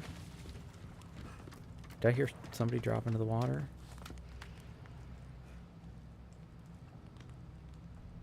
No, okay. I wouldn't necessarily suggest that Resident Evil is like interested in cosmic horror, but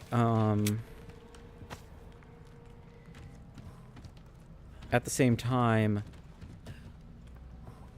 aside from like the racism and whatever, a lot of H.P. Lovecraft's fears I think are actually like substantiated in like maybe a slightly more like big brain exploration of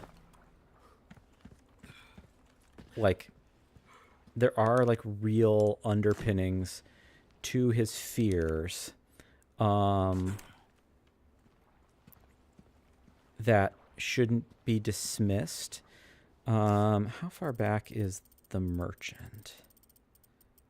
I don't think he's super far back. I do want to run back to the Merchant just to dump the snakes.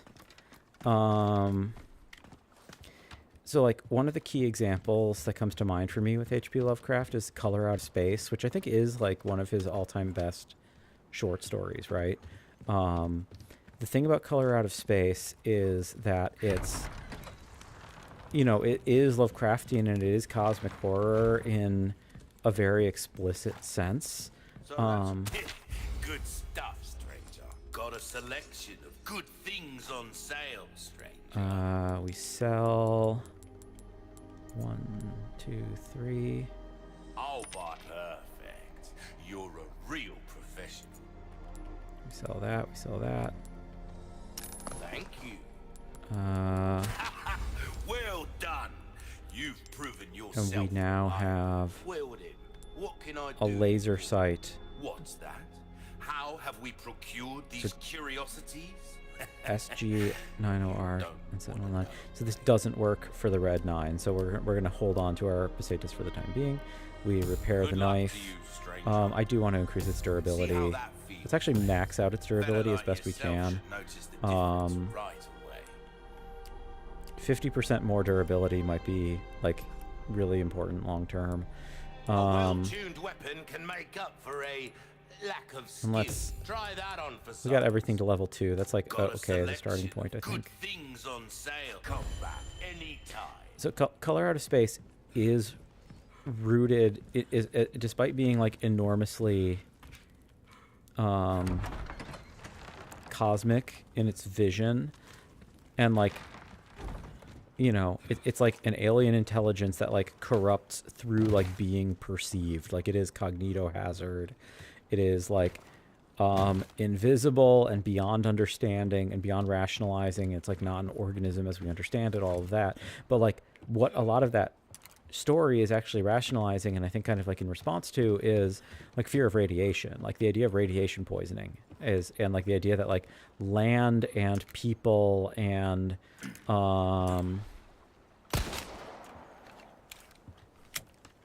the idea that land and people and objects can essentially become cursed by this like non-thinking force is incredibly cosmic, and also just a description of what radiation does. Like things become irradiated, and that's horrifying. And like a lot of his stories, I mean, some of them are informed, unfortunately, by this racism that he is so known for now, but like some number of his stories are also just like being afraid of like germs, being afraid of radiation, being afraid of like having a limited sheltered understanding of the world underpins a great deal of his fears. And there's something, it's certainly not the same, but I think that there is something sympathetic between like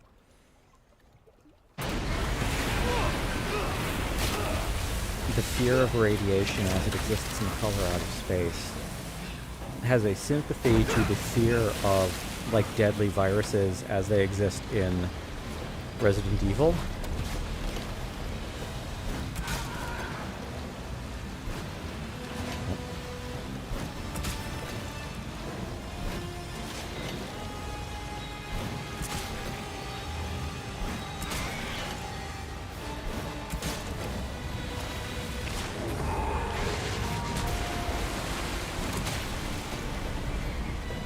And like this is of course like very silly and very like big and bombastic, and I'm about to almost hit a tree.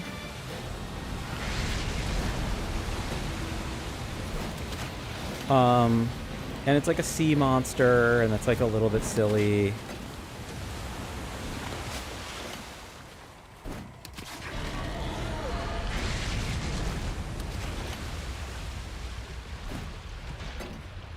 Think you can swallow me whole, huh?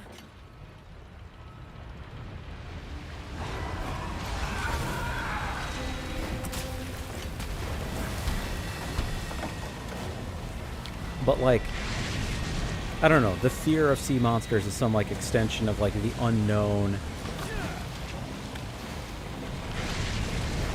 as it also exists in like thalassophobia, for example. Like the fear of the deep sea, right? Like the idea that there's stuff down there, and this also informs cosmic horror and the idea of like there's stuff out in space. But like the same cosmic fear of the kind of complete unknowability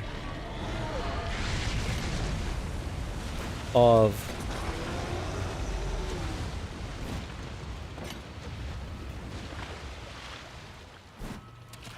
Where'd you go?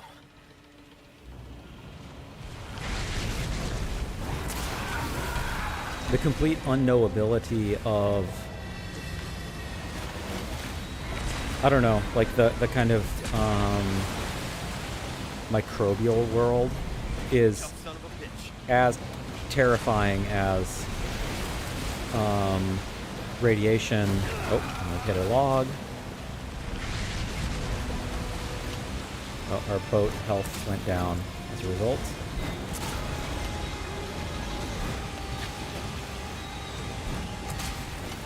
His health's got to be pretty low. We've got to be pretty close to winning.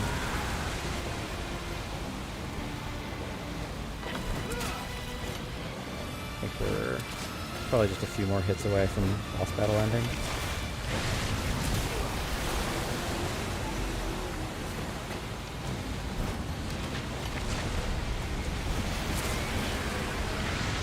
Oop. More boat health. There we go. The microbial world being both like invisible and like outside of our understanding, in the sense of like you can't rationalize or like reason with bacteria. Viruses especially are like non-human and are like essentially like malicious geometry. Is horrifying.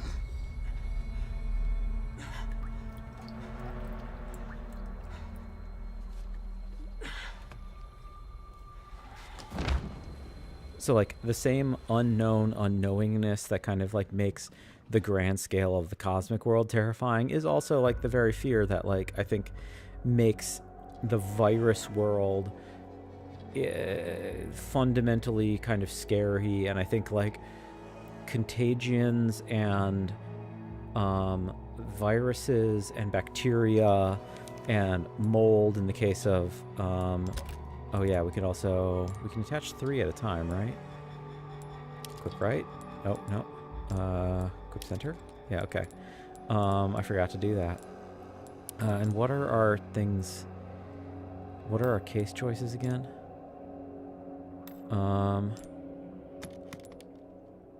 Money, gunpowder.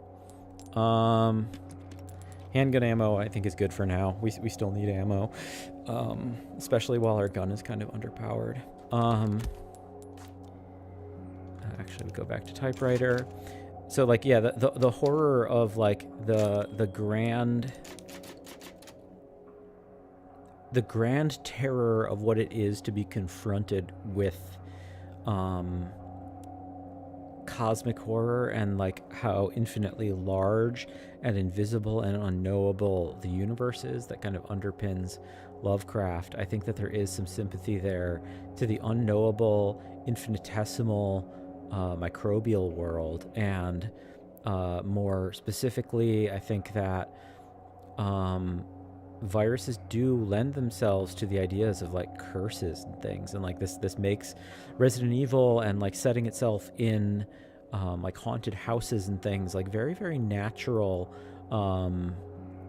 because it's like here's this like object, and like people who touch it like get sick and die, is like a curse.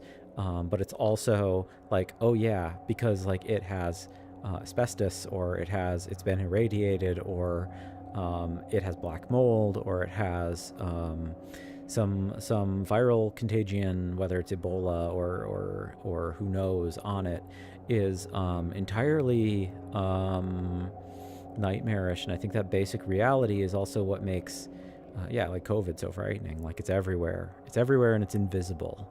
And I think that is fitting to viruses, these like lingering things, that the cult thing is suitable, especially in this game, and like is complementary to the series history with zombies, with the notion that like, oh yeah, these things spread, these things go from one person to another. It's not just that like it's not just that like a place or an object is impacted. It's that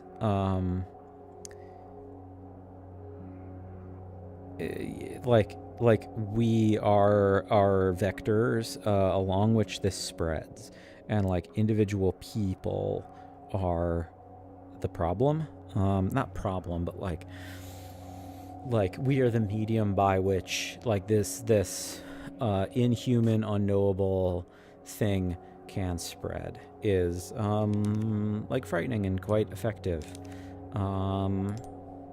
So that's the end of chapter 3. Once again, I think we're going to call it at the end of a chapter. I am planning on streaming more tomorrow, so we'll see if we can knock out chapters 4 and 5 tomorrow, maybe 4, 5, 6. We'll see how it goes. But I'm having fun getting back into it. I hope you can tell there's a difference even between this session versus the session earlier today, I'm starting to get my feet back under me in terms of game feel. Like taking the bridge and taking the fish farm, I think performing better than I was in chapter 2. So we're gonna get back into it tomorrow, and we have a lot of game left. I think it's at least 15 chapters total. I can't remember what my exact chapter count was when I first played the game. Again, I never finished the game, but I played through to the start of the island, basically. I presume there's at least 15 chapters, and we've got a lot of game to go, and then separate ways. So we'll do separate ways. I don't remember if Assignment Ada is a thing in this. I also don't know if Assignment Ada is actually canon or not. Like, Assignment Ada, I don't think totally makes sense. Like, it's a cool bonus that existed in the original GameCube version, but I don't know if it actually makes sense canonically. Like, Separate Ways accomplishes what Assignment Ada only begins to attempt to do.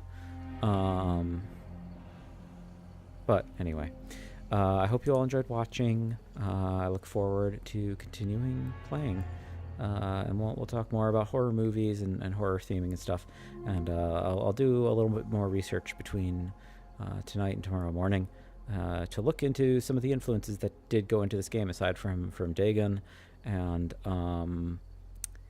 my speculation about Burial Ground Knights of Terror, and my knowledge that Lucio Fulci's Zombie Flesh Eaters was an influence on the original Resident Evil. I'm sure I can find more info that we can convey, and see what interesting parallels we can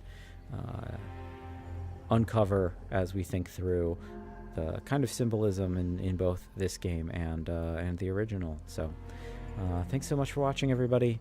I will see you tomorrow, probably. Take care. Bye-bye.